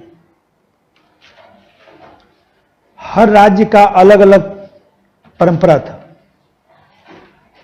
हर राज्य का अलग अलग अर्थव्यवस्था का सिस्टम था। हर राज्य में भूमि अलग अलग तरीके से आवंटित थी। हर राज्य में राजस्व का तरीका भी अलग अलग क्षेत्र में था। अरे भाई, पूरे भारत को मिला के संविधान बन रहा था ना, तो भूमि, ये बताइए कि भूमि का आवंटन अलग अलग तरीके से था। कानून व्यवस्था अलग अलग तरीके से चलता था। अलग अलग कानून चलता था सब राज्यों में, अभी भी तो चलता है। तो संविधान निर्माताओं ने कहा कि ऐसा है कि संघीय व्यवस्था अपनाना पड़ेगा, अन्यथा मालूम सब हैफजर्ड हो जाएगा। कानून व्यवस्था को राज्य सूची में लिखिए, भूमि को राज्य सूची में लिखिए, पंचायती व्यवस्था को राज्य सूची में लिखिए। जिसका मर्जी होगा अपने हिसाब से बना लेगा, कर लेगा। तो जब इस पर चर्चा होना शुरू हुआ तो फिर जो आप जानते हैं कि उस समय के मुंशी साहब थे, के मुंशी साहब ने, इसमें हम लोग यदि ऐसा नहीं करेंगे तो फिर जो है भारत में एक नया आंदोलन शुरू हो जाएगा। भाई बताइए, बिहार में अभी भी देखा जाए तो चकबंदी हुआ नहीं हुआ। यूपी में तो हो गया, यूपी में तो डबल होने जा रहा है। साउथ में देख रहे हैं कि हो गया, लेकिन बिहार में नहीं हो पाया। बिहार में बहुत सारा भूमि कानून लागू हो पाया? नहीं लागू हो पाया, क्योंकि किसी के पास 200 बीघा खेत है, किसी के पास 5 बीघा खेत है। और 200 बीघा वाला जो है बड़ा अधिकारी है या तो विधायक है, कैसे कानून बनने देगा? तो जब ये सब चर्चा होना शुरू हुआ, अरे लोगों के पास 500-500 बीघा खेत है और चकबंदी मान ली होगा अभी सब, तो उनका भूमि चला जाएगा ना। बहुत सारा समस्या आ गया। तो लोगों ने कहा कि व्यवहारिक है, अभी रुकिए, संविधान संघी बनाइए, बाद में इस पर विचार होगा। नंबर 4, 5 जो भी। उस समय की व्यवहारिक परिस्थितियां भी उत्तरदायी थी। उस समय की व्यवहारिक परिस्थितियां भी उत्तरदायी थी। जैसे राज्यों में कानून व्यवस्था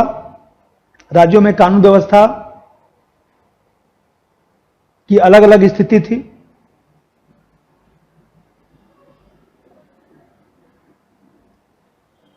राजस्व कानून व्यवस्था की अलग अलग स्थिति थी। राजस्व के तरीके अलग थे।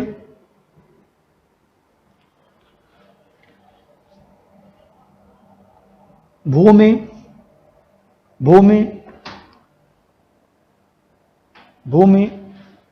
से संबंधित कानून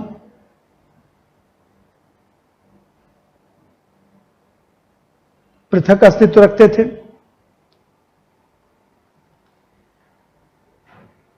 जो संघीय व्यवस्था में ही संभव था। अलग अस्तित्व रखते थे, जो संघीय व्यवस्था में ही संभव था। जो संघीय व्यवस्था में ही संभव था। ठीक है, एक और लिख डालिएगा। 4 हो गया ना, इतना ही लिखना है बस।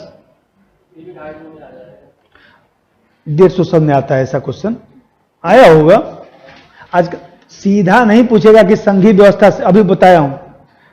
आप पॉलिटी पढ़ते हैं तो पॉलिटी पढ़िए, आप ज्योग्राफी पढ़ते हैं तो फिर ज्योग्राफी पढ़िए, इकोनॉमिक्स पढ़ते हैं तो इकोनॉमिक्स पढ़िए। एक आपको वो आपको नहीं जीएस को इसको पॉलिटी देखिए, पॉलिटी चाहे पढ़ते हैं चाहे आईआर पढ़ते हैं, इसको इतना भी हल्के में नहीं लेना है कि यूट्यूब पर जैसे हुआ वैसे अपना लगे हाथ पॉलिटी समझा दिया। बच्चा लोग देखिए एकदम खुश है, वाह बहुत बढ़िया हो गया, जाइए लिख के आइए, अभी समझाता है। क्योंकि वहां पर जो है लिखने पर जो नंबर जो है वो पॉलिटी आपको आनी चाहिए, वो पॉलिटी मांग रहा है। मैं बताया पढ़ाना अलग कला है, अधिकारी बनना अलग कला है, दोनों में अंतर होता है। मैं पढ़ा रहा हूं तो मत समझिएगा कि मैं अधिकारी बन ही जाऊंगा। मैं पॉलिटी पढ़ा सकता हूं, लेकिन मान लीजिए हमें कहते हैं अधिकारी बनने के लिए तो सब चीज चाहिए ना, लेखन क्षमता मजबूत हो, सब कुछ मजबूत हो। तो यहां पर ही ध्यान रखना है कि हम जब पॉलिटी पढ़ते हैं तो हमको प्योर पॉलिटी आना चाहिए, उसमें व्यवहारिक एग्जाम्पल तमाम जो चीज है जोड़ घटाव एकदम आना चाहिए, नहीं तो फिर वो गड़बड़ हो जाएगा। हम लोग उसको क्या करते हैं, हल्के में ले लेते हैं। ये पीटी को बहुत हल्के में लेने के कारण भी दिक्कत आया है। यदि वास्तव में इकोनॉमिक्स पढ़े होते, ज्योग्राफी पढ़े होते, हिस्ट्री पढ़े होते, पॉलिटी पढ़े होते, 50 क्वेश्चन नहीं होता। ऐसे कैसे नहीं होता, लेकिन उसको एकदम हल्के में ले लिए, क्योंकि हम लोग पहले दिन कोचिंग में कह देते हैं पीटी देखिए प्रारंभिक परीक्षा है, ये सब लोग पास ही कर लेते हैं। आप लोग मेनली मेंस की तैयारी करिए, इंटरव्यू की तैयारी करिए। अरे पीटी तो पास हो नहीं पा रहे हैं, तो पहले पीटी भी तो पढ़ते रहिए कुछ ढंग से, मेंस पढ़िए, लेकिन पीटी को भी कायदे से सीरियस पढ़ना है। अब मैं बता रहा था इसमें, अब आइए 1-2 क्वेश्चन और कराऊं। इसमें क्या लिखा था यहां पर, अच्छा वैश्वीकरण का संवाद पे प्रभाव, चलिए हेडिंग बनाइए, वैश्वीकरण का संवाद पर प्रभाव। जब प्रभाव पढ़ा करिए तो 2 प्रभाव होता है, एक पॉजिटिव और एक नेगेटिव, मतलब सकारात्मक प्रभाव और दूसरा जो है नकारात्मक प्रभाव। ये 2 प्रभाव होता है।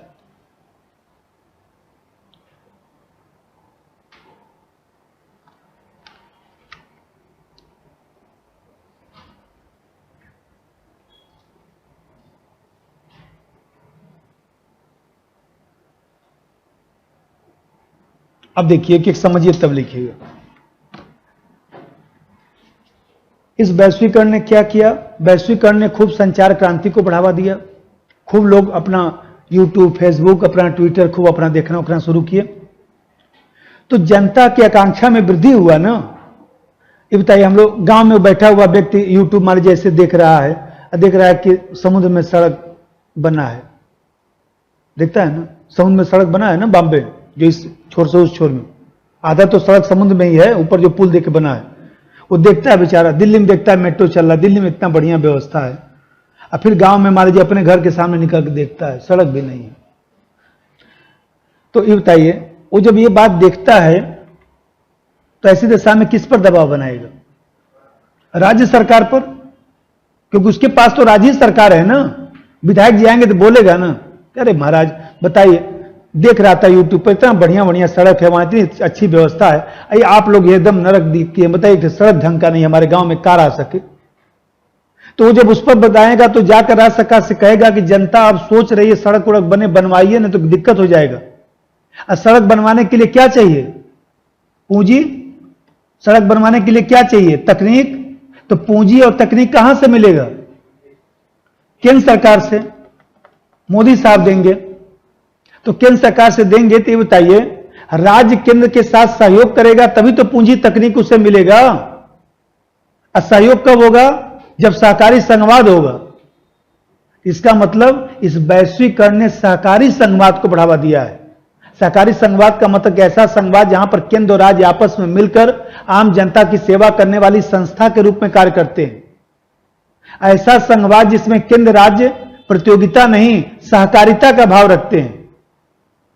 तो यह सहकारी संघवाद को बढ़ावा दिया है। ये परिस्थिति ऐसा हो गया कि न चाहते हुए भी अखिलेश यादव जी थे, तभी तो लखनऊ मेट्रो का काम जो है पूरा हुआ था। आपको ध्यान होगा, ऐसा थोड़ी कि योगी साहब के कार्यकाल में लखनऊ मेट्रो शुरू हुआ है, पहले ही हो गया था। ये मान लीजिए यमुना एक्सप्रेस हाईवे के लिए पैसा कौन दिया? केंद्र सरकार दिया ना। नेशनल हाईवे ने बनाए ना, तो केंद्र सरकार ने बनाया ना। सरकार किसी की हो, सरकार को केंद्र सरकार के पास झुकना पड़ा। आइए बताइए, केंद्र सरकार कोई योजना है उसको लागू करना है तो योजना कहां लागू होगा? केंद्र सरकार के पास कितनी जमीन है? ये बताइए, दिल्ली की राजधानी क्या है? ये दिल्ली में इतने जिले हैं जिसका पिन कोड 1 है, 01, यही तो राजधानी है दिल्ली का। पूरा दिल्ली थोड़ी राजधानी है। तो सब योजना पिन कोड 1 में कैसे लागू होगा? संसद और सुप्रीम कोर्ट का जो इलाका है चाणक्यपुरी वाला, वही पिन कोड 1 है, भारत में लागू होगा ना। और जब तक राज्य सहयोग नहीं करेंगे तब तक जो है कैसे लागू होगा? तो वैश्वीकरण ने ऐसा परिस्थिति कर दिया कि केंद्र राज्य के पास और राज्य केंद्र के पास सहयोग कर रहा है और सहकारी संघवाद का विकास हो रहा है। नंबर 1, वैश्वीकरण में संचार क्रांति को बढ़ावा दिया। वैश्वीकरण ने संचार क्रांति को बढ़ावा दिया। जनता की आकांक्षाओं में वृद्धि होने लगी। जनता की आकांक्षाओं में वृद्धि होने लगी। जनता की आकांक्षाओं में वृद्धि होने लगी। राज्य सरकारों पर विकास का दबाव बढ़ने लगा। राज्य सरकारों पर विकास का दबाव बढ़ने लगा।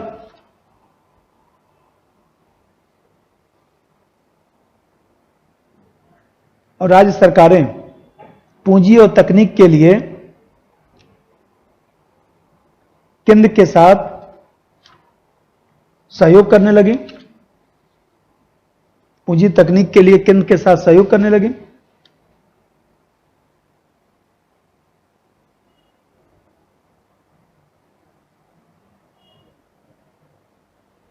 जिससे सहकारी संघवाद का विकास हुआ। सहकारी संघवाद का विकास हुआ। कोऑपरेटिव फेडरलिज्म आगे पढ़ाऊंगा।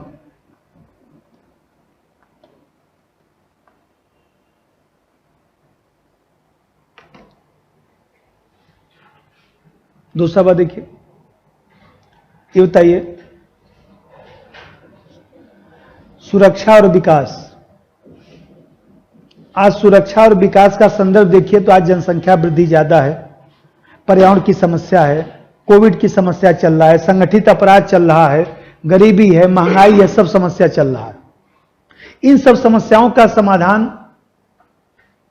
न तो केवल केंद्र सरकार कर सकता है और न तो केवल राज्य सरकार कर सकता है, केंद्र राज्य आपस में मिलकर ही कर सकते हैं। इस वैश्वीकरण ने और महामारी ने केंद्र और राज्यों को आपस में मिला दिया। यह सकारात्मक हुआ ना। सकारात्मक का मतलब इसका क्या महत्व है यह मैं बता रहा हूं। अब मान लीजिए मैंने प्रश्न बनाया कि वैश्वीकरण ने, अब मैंने प्रश्न तो जानते हैं यूपीएससी में थोड़ा सा घुमा के लिखता हूं, आपको तभी बोला हूं 2 बार पढ़ना है। लिखिएगा कि कोविड-19 में जो है समस्याओं को निरंतर विस्तार मिला और ऐसी स्थिति में जो है देखा जाए तो भारत की संघीय व्यवस्था की चरित्र में व्यापक परिवर्तन आया है। उदाहरण सहित कथन पर चर्चा करें। है तो यही क्वेश्चन सेम, बस यही कि क्वेश्चन को समझ के खोजना है कि हमारे कॉपी में किधर है, बस उसको चुपचाप लिखना शुरू कर देना है। नंबर 2, वर्तमान में सुरक्षा और विकास केंद्र और राज्य दोनों को प्रभावित कर रहे हैं। केंद्र और राज्य दोनों को प्रभावित कर रहे हैं। केंद्र और राज्य दोनों को प्रभावित कर रहे हैं। कोविड-19 की समस्या, कोविड-19 की समस्या अवलिक टीका, कौन राज्य सरकार टीका बनाया जाए बताइए? किसके पास इतना पैसा है तो टीका का अनुसंधान करेंगे? तो कोविड की समस्या अवलिक टीका, जनसंख्या, पर्यावरण, ड्रग्स, नशीली दवाइयां, जो भी आदि समस्याओं का समाधान केंद्र और राज्य आपस में मिलकर कर सकते हैं।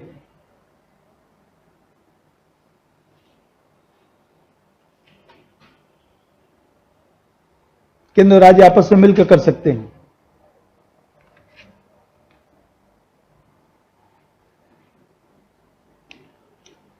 जिससे सहयोग बढ़ा है।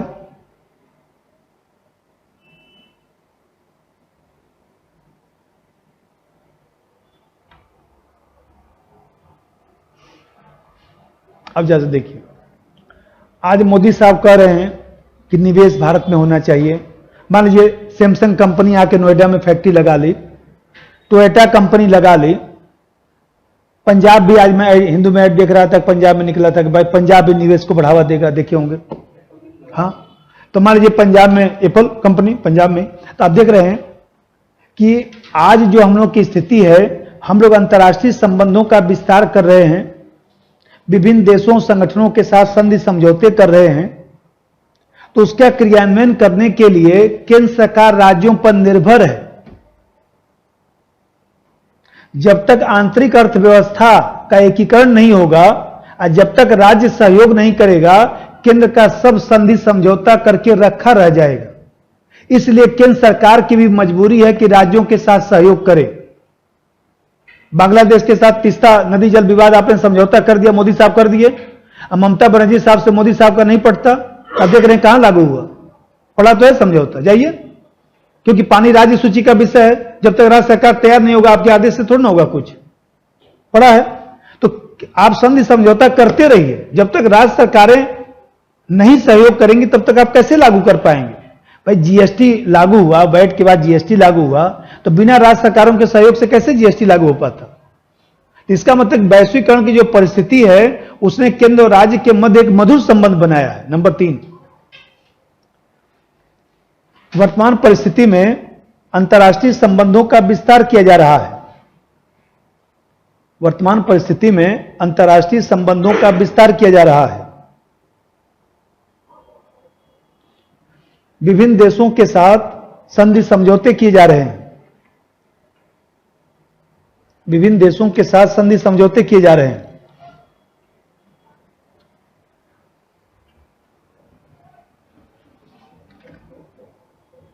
जिसका क्रियान्वयन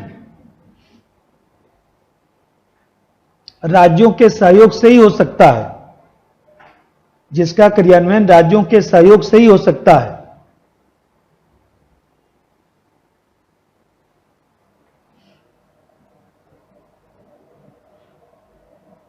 एग्जाम्पल ले दीजिए, जैसे एमएनसीज, मल्टीनेशनल कंपनी, उसको शार्ट में ऐसे लिखा जाता है एमएनसीज।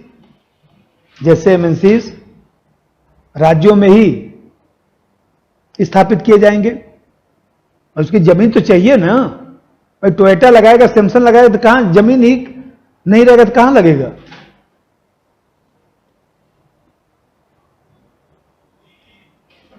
ठीक है, अब जैसे समझिए, तो मैं बता रहा था कि भाई आज मान लीजिए केंद्र सरकार जो है सुरक्षा का आयाम भी लीजिए। आज मान लीजिए आतंकवादी समस्या बढ़ रहा है, संगठित अपराध बढ़ रहा है, तो इन सब समस्याओं के समाधान के लिए सिर्फ केंद्र सरकार से नहीं होता है। अब जानते हैं ना क्या होता है। ये केंद्र सरकार में जो लोग अपना NIA है, नेशनल इन्वेस्टिगेशन जो एजेंसी है जो बनाया गया है, ये लोग पहले क्या होता था, ये लोग एकदम अकड़ में जाते थे राज्यों में। पुलिस महकमा, हमारी डिप्टी SP है, अपना जो भी अपना सब लोग रहते थे, एकदम अकड़ में जाते थे कि हम लोग केंद्र सरकार से आए हैं। वो सब सहयोग ही नहीं करते थे। बोले आए हैं तो बैठिए, पानी नहीं पीजिए, अपना खोजबीन करिए, हम क्या करें, हम अपना काम करने जा रहे हैं। जब ये लोग 1.5-2 साल परेशान हो गए, तब गृह मंत्रालय ने एक गाइडलाइन जारी किया कि केंद्र सरकार के स्तर के जो अधिकारी जाते हैं वो राज्य स्तर पर जाकर जो है अधिकारियों से सहयोग करें। और राज्य सरकार ने भी एक आदेश जारी किया कि भाई आप लोग जो केंद्र के प्रतिनिधि आते हैं उनके साथ सहयोग करिए, तब मामले का समाधान होगा। भाई ये बताइए, राज्य का जो पुलिस है नहीं सहयोग करेगा तो कहां जाके जांच खोज करेंगे। अब 4 लोग गाड़ी से बैठ के चले गए, उससे क्या हो जाएगा, वहां कौन सा जांच हो जाएगा। तो संगठित अपराध हुआ, चाहे ड्रग्स हुआ, चाहे तमाम जो चीज हुआ, वो कैसे समाधान होगा। जब तक केंद्र राज्य आपस में सहयोग नहीं करेंगे तब तक समाधान नहीं हो सकता है। एक और लिखिएगा, जगह छोड़िए, अब इसमें नकारात्मक प्रभाव, लेकिन अभी आज रहने दीजिए क्योंकि आज लेट हो जाएगा। और क्लास आप लोगों का जो है हम लोग वही काम करेंगे। पहला नंबर टॉपिक पहले खत्म होगा, फिर दूसरा, तीसरा, ऐसे क्रम से चलेगा। और फिर हम लोग क्या करेंगे कि जो हम लोग अपना मान लीजिए ट्यूसडे है, ट्यूसडे से लेकर सैटरडे फ्राइडे तक जो पढ़ा जाएगा उसी का सैटरडे को टेस्ट होगा। बस इसी क्रम में पढ़ना है, ज्यादा हड़बड़ तड़बड़ नहीं मचाना है। इसमें 40 क्लास लगता है, 40 क्लास लगेगा, सब A to Z पढ़ा दूंगा, कोई ऐसी बात नहीं है। अब फिर ऐसा नहीं कि 10 दिन पढ़ा के मैं 10 दिन गायब होने वाला हूं। क्लास शुरू हो गया, ये निरंतर चलता है। मैं कहीं बाहर नहीं जाता हूं, न तो भविष्य में जाऊंगा, ये भी क्लियर है मेरा। हमारा कंसेप्ट एकदम क्लियर रहता है कुछ मामलों। ये नहीं कि 5 दिन पढ़ा के आपको 10 दिन छुट्टी देने वाला हूं। ठीक है, ऐसा नहीं कि 10 दिन पढ़ा के मैं 20 दिन अब जाऊंगा लखनऊ पढ़ाने के लिए, ऐसा कुछ नहीं। मैं बाहर कहीं नहीं जाता हूं। इसलिए आप लोग भी लग कर एकदम खूब पोल्ट्री पढ़िए, खूब सीखिए, लिखिए और सब कॉन्फिडेंस बनाइए कि हो जाएगा। अरे मनुष्य जाति के लोग ही तो IAS बनते हैं, ये क्यों भूल गए। कोई पशु पक्षी थोड़े बनते हैं। और आप लोग भी तो मनुष्य जाति के ही लग रहे हैं, कौन सा समस्या आ गया। इतना नहीं हौसला गिराते हैं। चलिए कल आइए, सब्सक्राइब कीजिए हमारे चैनल को और बेल आइकॉन को दबाइए हमारी लेटेस्ट वीडियो सबसे पहले देखने के लिए।